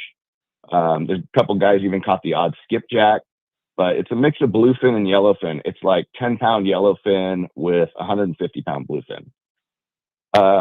Lower 500 west of Colonet, there's also some really good yellowfin fishing. They are getting some Dorado in that zone as well skipjack. So, and that's all I got for you guys. Great fishing out there. Boy, we'll take that, man. That's a big stretch of fish too. Yes, we'll from the outer islands down to below the border, we'll certainly take that. And glad to hear that tuna fishing is continuing to filter in. How's with the good fishing going on? How's life in the real estate game? I know things have been busy. Lots of changes on the horizon. It has really picked up. I took a listing over down in Eastlake, and that was on market for like 110 days, and I put it in escrow in 3 days with multiple offers. That's awesome. So it's coming again. Yeah, it's moving. Good for the real estate business, that's for sure. Well, we like to hear that. If somebody wants to keep in touch with you, everything that's going on with the Anglers Realtor, take advantage of that home eval website that you have, which is great, just to know what your property value is worth with no BS that comes along with it. How do we find you? How do we keep in touch with everything that you're doing? You can get me on my cell phone, 619-277-2169. You can look up homes on sportsmansrealty.com. And if you want a free home evaluation, go to SoCalHomeEval.com. Awesome. Great report as always, brother. We'll look forward to talking to you next week. I appreciate it, guys. Take care. You got it, man. And hey, want to remind you, if you want to save $30 off of a new fishdope.com membership, you can use the code HOOKUPNOW. It's all lowercase, no space. HOOKUPNOW saves you $30 off of a new membership to fishdope.com. Awesome. Hey, Jeff is standing by on the fan taking your calls. And when we come back, we'll be taking those calls, reading those texts, and a whole lot more with the captains, Tim and Duke Ekstrom from the Royal Star. Stay tuned. You're listening to Let's Talk Hookup on the Southern California Sport Fishing Boys. Let's Talk Hookup app, Facebook and YouTube Live, and 97.3 The Fan. Here's the hot tip on the best fishing LA has to offer. 22nd Street Landing Sport Fishing in San Pedro. They are home to LA's finest open party fleet, including overnight on the Freedom, Catalina Freelance on the Pursuit, half-day trips on the Monte Carlo, and three-quarter-day trips on the Sea Angler. For your own private charter, we have the Outrider and Trueline available. There's always plenty of free parking and a fully stocked tackle store. 22nd Street Landing Sport Fishing in San Pedro. Call 310-832-8304 or on the web at 22ndstreet.com. A top fleet and superb fishing is what Seaforth Sport Fishing in Mission Bay is all about. With free parking and fully stocked tackle shop, it's no wonder Seaforth Sport Fishing is a favorite among anglers. Come aboard top boats like the Aztec, Cortez, Endeavor, Apollo, Outer Limit, El Gato Dos, Pride, Tribute Pacifica, Pacific Voyager, and the Voyager. Plus, the new Seaforth, Sea-Watch, and San Diego offer the finest half and full day trips available. Seaforth Sport Fishing. For charters or regular open party schedule, check seaforthlanding.com. Run by fishermen for fishermen in Mission Bay. Saturday, November 1st, it's Tackle Day at Fisherman's Landing in San Diego. We don't hold back on this one. Spectacular savings on a huge assortment of saltwater tackle. Over 20 tackle manufacturers reps. Join our free casting contest, amazing seminars, a huge raffle benefiting Rollo's kids. Saturday, November 1st. One rod has set the standard for serious saltwater anglers worldwide, and that's CalStar. From the rugged dependability of the West Coast Series, the lightweight strength of the Graphiter, or the performance of the GG Series, all CalStar rods are handmade right here in Southern California of the finest materials and craftsmanship. Check out the new CalStar models now available, as well as upgrades to the classic rods that you know and love. If you want your tackle to be state-of-the-art tools to get the job done right, it's CalStar at Fine Tackle Dealers. Captain Jamie Tennis from Season Sport Fishing here. For the past few seasons, a dart-styled metal jig has come into play in a big way for tuna offshore or even rockfish down deep. AFCO's crossbreed jig has quickly become the go-to for many since it came onto the market. AFCO's crossbreed jig is good to go right out of the package with a 4X treble hook, heavy-duty split rings, West Coast colors, and sizes 60 gram to 120 gram. Pick one up today at your local tackle store or learn more on afco.com. Take a closer look at the Ford F-150. You'll see hard work, a great adventure, and so much more. Inside and out, it's designed for the family, the road trip, and the most demanding job. The 2025 Ford F-150, whether it's gas, hybrid, or the all-electric Lightning, find the truck that will meet your needs. From California's best-selling truck brand, the 2025 Super Duty, the rugged Ford Ranger, and the versatile Ford Maverick. It's time to see Ford in a new light. Visit your San Diego County Ford dealer today to see the great selection across the full truck lineup. Welcome back to Let's Talk Hookup. We're having a great time in here with the captains, Tim and Duke Ekstrom from the Royal Star, sharing so much knowledge, stories, and everything about the boat. Man, it's just, the time is flying right now. But let's take a call, Rick. We got Mike in Torrance. What's up, Mike? Hey, good morning, guys. Great show as always. Morning, Ekstroms. Morning. Hey, I know the bluefin. Hey, how you guys doing? Bluefin's kind of dominated for the last 10 years. I'm sort of over it.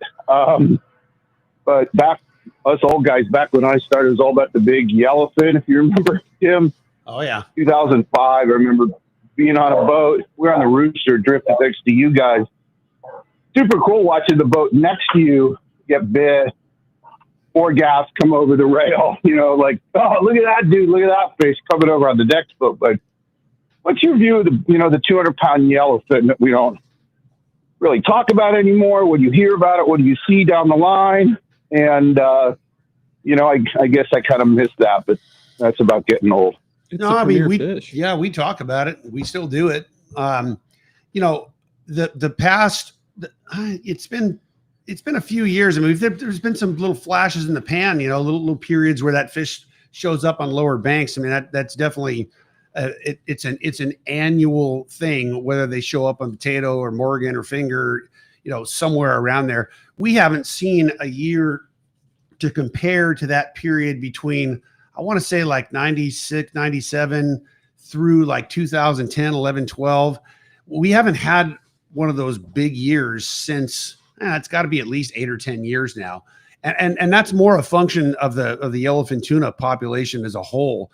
You know, those years where we had that incredible fishing on big ones down there, there had been an extended cycle where there was a lot of warm water, and yellowfin tuna recruitment in the Eastern Pacific was just off the charts. So, you know, the simple explanation is there's just a lot. There was a lot more fish, so a lot more of them survived to an older age. You know, that again resulted in, you know, a lot more big ones being available down there. So the number of those big ones, you know, it directly relates to the recruitment, and it's usually a 5, 6, 7 year lag. Now there was a number of years where recruitment was just, you know, it was either average or it was down. So there just weren't that many big ones left over. That's again, the simple explanation. But you figure that now we've had pretty good yellowfin fishing here going on, you know, 2, 3, 4, 5 years. There's been a lot more consistent yellowfin down the ridge. So expectation is we're going to see more of those big ones show up. Obviously it's condition related if conditions favor it, but we haven't forgot about it. It's still a big part of our fall push and our early winter push. We crafted a 12-day in January on Royal Star, the first and second week of January, for that exact reason. I mean, there were so many years where we fished in those lower banks. There's a whole series of them. Jaime Bank would be on the bottom end, and there's some banks all the way up, you know, the famed Toussaint Bank, or Rabbit, we used to call it, that's west of Mag Bay. Anywhere in between there is prime time at that time of year. It's just a matter of whether they're going to show up. And that's one of the reasons you did it as a 12-day, because it gives you the time to check out and sit on all of those different spots. Because it could be 30 miles below. It could be the, you know, Katy Bar the door, and 20 miles above, you could be picking away at nothing. Right. And it's it's the old ride down, ride back format. So it's not just exclusively, it's not a big fish or bust. Cool It's an everything. Yeah. All those years that we just wailed on Wahoo and Aleos in January, and all the boats, all the 10-day trips, they were done, tied up for the season. It was just boats going down, back and forth, maybe Hurricane Bank or out around the islands at the time. There's been great fishing at that time of year, and usually everybody's shut down by that. So, that trip is perfectly positioned. Yeah, we're going to see how trip. I put a second one on for the following year for 26. We'll see how this one shakes out. I mean, I'm feeling really, I feel great about it. But a cool opportunity to have some big fish focus, but know that it's not just a big fish trip. Exactly. You're still going to fish the ridge and maybe the rocks and all the. You'll have your opportunity at variety, but still also know there likely will be some big fish time to be had as well. Yeah, and I actually feel really good about that. I mean, I love targeting big fish, big fish or bust, but it's that kind of fishing where you just have to put your time in. Yeah, a lot of times you're fishing for that one, it's big fish hunting, it's big game hunting. So, you're out there for one shot. That's cool if you've got that mindset, but you got to mix some catching into the program too. And again, that breaking up the ride. I love that. Yeah, that's a cool trip. Breaking up the ride going and that's down. when? Back. It's January? January 1st through 12th. Second, right? It's either the first or the second, yeah. Yeah, we're not leaving on New Year's Day. It's the second. It's the second through the 14th. Still space on that trip, or is it full waiting list? Like what's the move? Let me tell you, the word got out that Captain Roy Rose is wearing that hair. It was like holding back a snowball rolling down the slope. That's pretty fun. We had a few spaces that were available, and it just filled up instantly when word. You're going to be got laughing out. for 12 That's days. cool. Exactly right. Having a good time. They're going to be crying. You're laughing so hard. How has that been having Roy to the team, and how fun for you guys on those types of trips and things? I should let Duke speak to it first. I mean, I told you guys last time I was on. I broke it down. He's a force multiplier.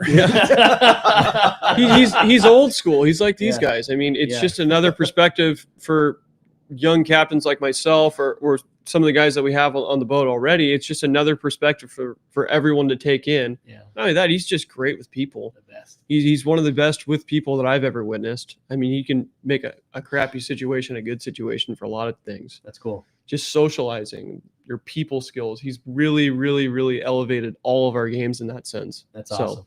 Yeah, good team member. You guys have a very well-rounded team on the Royal Star. Yeah. Always have, and it's always had different fashions, and there's always been different people in different roles. But the one thing that's been consistent is it's always been a really solid team on the boat, at least as long as I can ever remember. Yep. Going back to it, we were I was on my had my megaphone out shouting to the world about how great Royal Star is, because it is, but. Roy coming from a long career with 30 years on the other rig, you can imagine.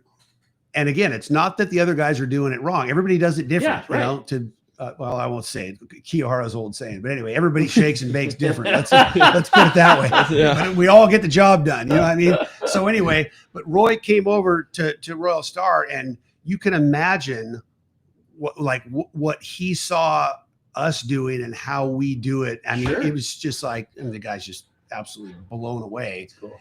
Like eyes open to just a completely different dimension. Mm-hmm. And again, he's added so much to our crew, to our program. Just like Duke said, I mean, the guy just he's got a magnetism to him. He's got a lot of charisma, and he's just such a positive person. That's cool. Really, it doesn't matter what the situation is. He's got a positive outlook on it, and it's infectious. It is. Cool. It just is. I mean, I find you're forced myself to have a good time around him. You are. I mean, I've made a lot of trips with him this year. Just obviously getting him comfortable with the routine and all that. Not that he needs to be comfortable running the boat, but just how we do it, and now it's like I want to go out with him because it's so much fun. Did he bring the pink apron to go serve dinner? That got thrown away at Boatwork, sadly. See, there it is. It's You got to laugh about those things that he does, right? So hey, we got a question from Gary White and the Iron Man asking when you're going on your long trips, is there any update on Guadalupe? Any update? No. Can't fish there. I'll just put it that simple. No. Yeah. Can't fish there. Well, why don't we jump back into the phones, Wade? Yeah, let's take a call. We got Dave from Anza. What's up, Dave? Good morning, everybody. Say, I was on that 4-day Let's Talk Hookup trip last July, and that was such an epic trip. We almost limited out the boat on those quality bluefin tuna. And the one thing that really impressed me about your boat there, Tim and Duke, is it seemed like no matter when I was up on the deck, whether we were scratching for tuna during the day or catching those big ones overnight, it seemed like almost your whole crew was always out there working. I don't know when you guys got any sleep, but you sure do a great job out there. It's So, that's the magic of management. Is you said it almost was like they were out there. They obviously that nighttime thing, you have to rotate guys in and out, but it's you got to make sure your guys are getting adequate rest. It's just from a safety standpoint. But when you manage it correctly, you nobody notices if 2 or 3 of them are down, because we've got the 2 or 3 in the right place at the right time. And what about this almost limited out, man? We limited out. We're not crew limits. Sorry about that. My bad. That's cool. Well, Dave, sounds like you guys had a good trip. You have a question? Got a good question for you. Yeah.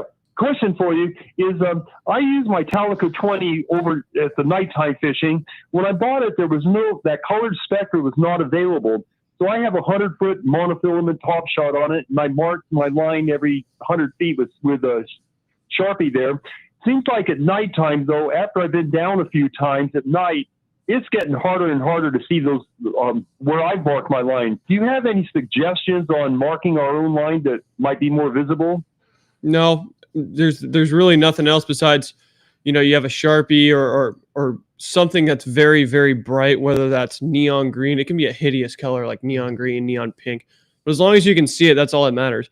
And me personally, I mean, that color line, it's great and all, but it gets confusing for a lot of people too. I mean, there's brands that are, oh yeah, it's every 30 feet or every 50 feet. And it's confusing for people. So, when you have just a plain white Spectra with a little bit of mono on top, I think it's a lot simpler for people to understand than it is that colored Spectra in cases. See, I'm a colored Spectra guy. I like it. I'm with you. I don't like the 25 feet. I don't like the 30 feet. I like a 100-foot color changing Spectra. And if you're being plagued with your Sharpie marks fading away, the Spectra doesn't go bad, and it's very easy to retrofit, and you don't need to change an entire reel's worth out. If the every 100 feet your line changes another color makes your life easier, just come in and swap out 300, 400, 500 feet. It's a very inexpensive change. A full spool of Spectra on a TAC 20 these days is not a cheap endeavor. Your Spectra has gone up like everything else. I mean, you're starting to talk about $100, $150, $200 if you get some 100%. Super premium Spectra, but you don't need to change it all out. Come in, swap out 300, 400, 500 feet. You're going to be $30, $40 and away you go. And if that will make a difference for you, if like the faded lines is having a problem, then just swap it out. Otherwise, like Duke said, just, every trip your marks are there. They've just faded. Just, do a little garage work before you go and, remark them up, or go to a paint pen and make sure your line dries real good. Like if you're doing some garage work, you can pull that thing up, pull that off, make your marks. The big thing is just like letting it dry. You don't want to pull off your 100 feet, mark it with a Sharpie real good, and then wind it back on the reel. It's just going to bleed onto the line next to you. But if you've got some prep in the garage and you're making your gear all together, pull it off, make your marks, let that thing dry for an hour, come back to it, do another 100 feet. You can get that thing all dialed back. What we find too is the guys are thinking, oh, I'm just going to make this little mark. When that line is coming off the reel, you need a long mark on there to see it. Otherwise, it just blows by and you don't see it at night. That is a very good point. You got to have a longer mark, and then 1, 2, 3 marks. But I like what Ricky's saying, because if you have the metered line and you say 400 feet, because we're normally going 350 max, and then if you get to the end of your metered line, you're there. It's an easy mark right there that you're at. You're not. And so I like that. But I'm frustrated too, because you don't know when you're buying the metered line what their meter's marked at. You have to go and measure it and figure it out. Well, that's from a crew perspective, because you're the guy most of the time who's casting them downwind. You're like, where am I? Yeah. That's a good point. Well, hey, I had a fun text come through. So, good morning, guys. This question's for Duke. Duke, what's the process of obtaining your captain's license? Do you have to attend a maritime institute? How long are the hours behind the wheel, etc.? Congratulations on your position with Royal Star. Thank you. There's a lot of different ways that you can do it. As far as your hours, they go by days, and for a 100-ton master, you need 750 days out in the water. And that counts to like a 12-hour day when you're fishing. That can be skiff time accumulated. That can be working on one of these boats. That can be yacht time. You just have to be out on the water. It doesn't necessarily mean that you have to be driving the vessel at doing a night watch or something like that. It just means that you have to be out on the water. As a condition of employment. Yeah, as a condition of or skiff time. Yeah, skiff time. Right. But I did it through the maritime school. So you go up online, you look for whatever class you're trying to attend, whether that's STCW, whether that's 100-ton master, firefighting. There's a bunch of different classes. For your captain's license, just choose 100-ton master, whether that's for a 50-ton, a 25-ton, there's a OUP or something like that. That's all in the same class. It's the same test, same basics. All of that is included. And depending on how much sea time that you have, they will evaluate what type of license that you need for what you're going to be doing in your future process. Okay. And then if you're going to run one of these boats, for instance, Royal Star or one of these 1.5 day boats, you're going to need an STCW on top of that because you're going to be running in international waters. And all that is your basic firefighting training, your first aid, your CPR, all of that included. Because if you do have a problem out on the water where you're a few hundred miles offshore, you're going to need to know how to address those issues. I know a sense of pride that's been talked about by your dad a bunch of times, and it's that having that life-saving ability, it's having fire ability, it's all those things that, it is unreal, the track record that our fleet has, taking hundreds of people offshore every day for years at a time, and how incredibly safe and polished and well, those crews work. And it's so rare that there's ever a tense situation, but when it is, a guy like Duke and a guy like Roy that are snapping and joking, having the best of time with people, boy, when serious comes, like, it is very clear the training and work ethic that you guys have, because by snap of a finger, like, it's all business and it's all safety. And it's a really, really impressive thing to watch how good our fleet is at taking care of everybody when on the rare times when it's necessary. Yeah, that's a really good point you make. I mean, I know going through this whole process when we were working with Coast Guard and these new regs and so on and so, but statistically, and I'll knock on wood 100 times in a row, there is no industry anywhere that transports this many individuals at this kind of distance and potentially really hazardous conditions that has this kind of safety record. It's unbelievable. It really is how safe these boats are. And again, it's a testament to the professionalism. We definitely make it look easy. As we're supposed to, exactly.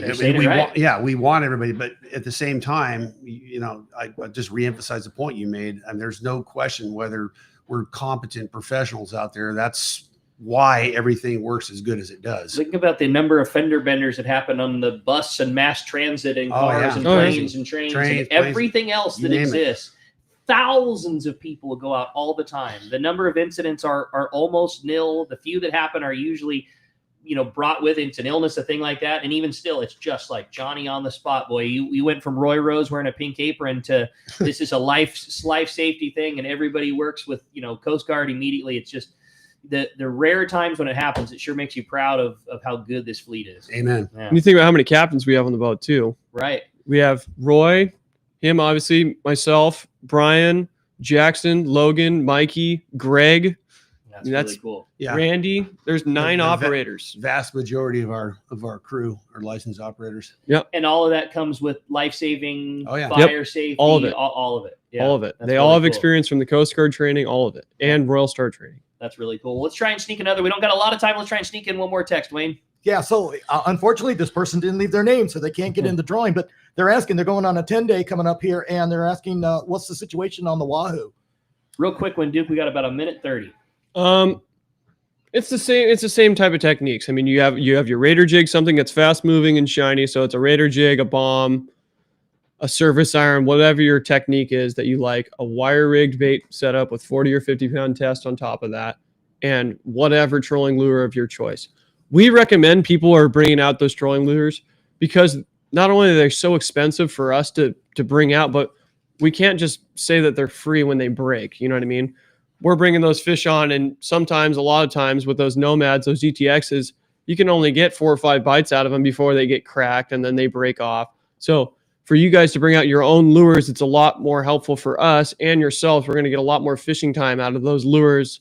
I I have such a love-hate relationship with those DTX. Oh, yeah. The I do hooks, too. I don't care for the hooks. I don't care for the longevity. I don't care for the fact Yeah. that the rigging has to be perfect. There's all these negatives, but and there's a They get very, bit. very important but there. God, do those things get bit? Yeah, they get bit. You just have to deal with it. You have to It deal is with what it. it is. They're not going to last you forever. They're not. You know, you might get one that just doesn't go quite right out of the package. There's all these things, but the butt is a very important one. And Yeah. none of those things work. And we're trying out some other lures also on the boat. We're trying these triple D things that Roy recommended. But at the same time, it's a lot more efficient for people to bring out their own tackle and not have us charge them for them. And we can rig them for you. We have no problem rigging those for you. But if you are a guy that doesn't have the opportunity to go buy one of those things, we have them on the boat provided. Well said. Good job, dude. Hey, well, we'll be right back with the lucky winner. They'll flip the coin, and we'll find out who's going to win that full-day trip on the Liberty. You're listening to Let's Talk Hookup on the Facebook, YouTube Live, Let's Talk Hookup app, and 97.3 The Fan.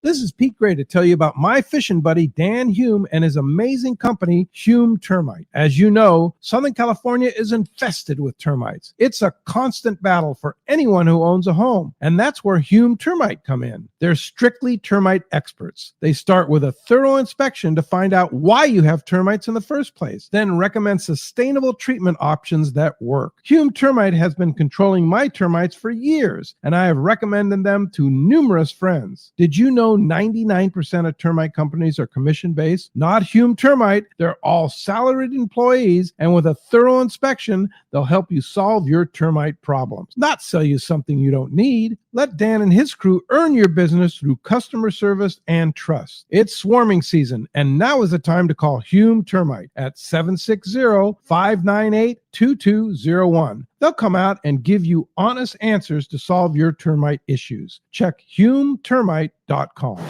Lobster season is here, and success starts with the right gear. And no one does it better than Promar. Based in SoCal, Promar's Ambush Series hoop nets and accessories are trusted by the most dedicated lobster fishermen on the coast. If you're a serious lobster fisherman or a beginner, Promar makes the gear and shares the information you need to be successful on the water. Promar, the name behind more lobster limits than any other. Visit PromarIE.com to gear up today.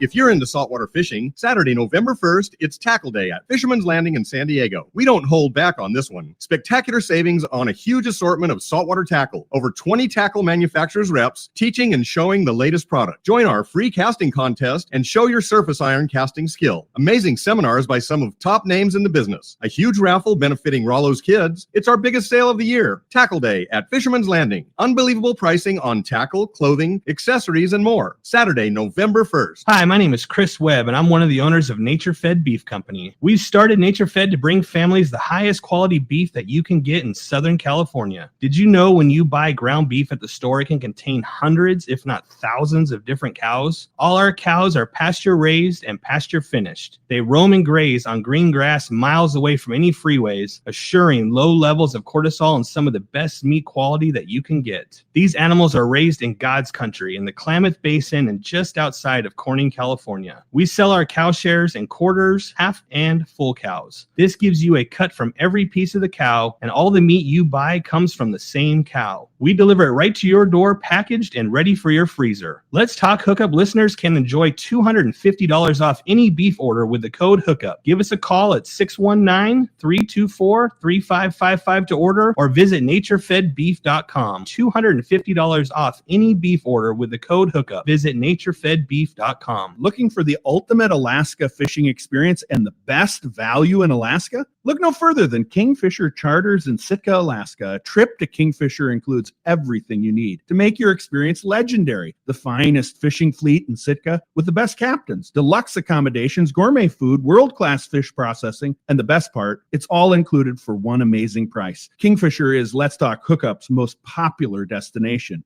Hundreds of listeners have experienced Kingfisher Charters, and most go back again and again. You have probably heard a lot of big promises from other Alaska lodges, only to find there were lots of hidden charges. Not Kingfisher. Everything is included. 10-hour fishing days, your license, fish processing, super deluxe accommodations, amazing food, airport transfers, and fishing gear. All you bring is your layer clothing, and Kingfisher covers the rest. Kingfisher Charters, your Alaska fishing destination. 800-727-6136 or check kingfishercharters.com.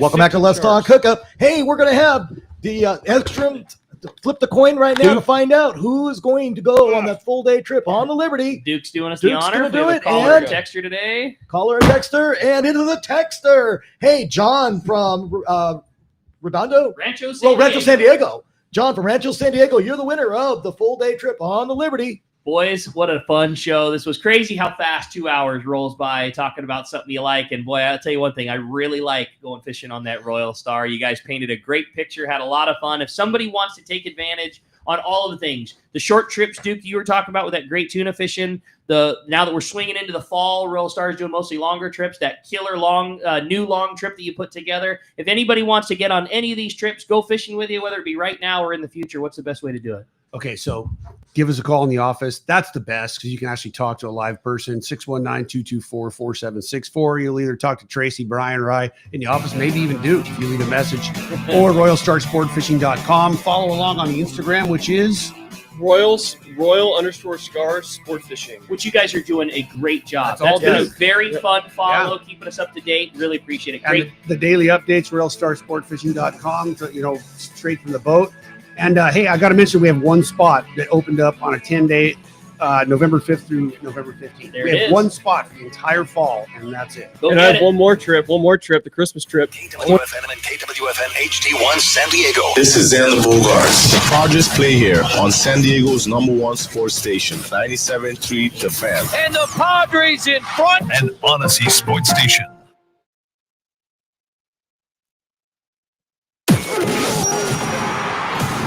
Welcome to Gridiron Game Day, a production of the Infinity Sports Network. Here's your host, Anthony Gallo. Oh, we're back. NFL Week 4 is upon us. Yes, there's a game currently going on, and we will update that as soon as that goes finished. And Dublin, the Vikings versus the Steelers. But we have a jam-packed day of NFL action. I'm Anthony Gallo, your host on Gridiron Game Day. As always, 7 1 o'clock games, 4 4 o'clock games, and we've got all the action, all the interceptions, the touchdowns, the turnovers, the injury reports, fantasy gambling. It's all here. Get your wings, get your burgers, your nachos, drinks responsibly, and let's get ready for a great day of NFL football. And we've got a ton of major matchups as the picture, the NFL scene is being painted, and we start to see things a bit clearer. And our marquee game of the day, Eagles at the Bucks, both 3-0. That will be the game of the 1 o'clock window, but that is not the only story. Jackson Dart starting at MetLife in his debut against the red-hot Chargers, Harbaugh, Herbert, H&H, as that team continues to try and assert itself as a AFC contender and run away with an AFC West division that is off to a slow start. The Commanders visit the Falcons. Jaden Daniels out. Another day that we will have to see. A lot of backups, obviously. Wentz playing right now, struggling a bit. But Commanders at Falcons. The Falcons trying to get to 500. The Commanders trying to stay above 500. Browns at Lions. An exciting win for the Browns last week against the Packers as they try to upset another NFC North team. And the Lions look to continue and build off of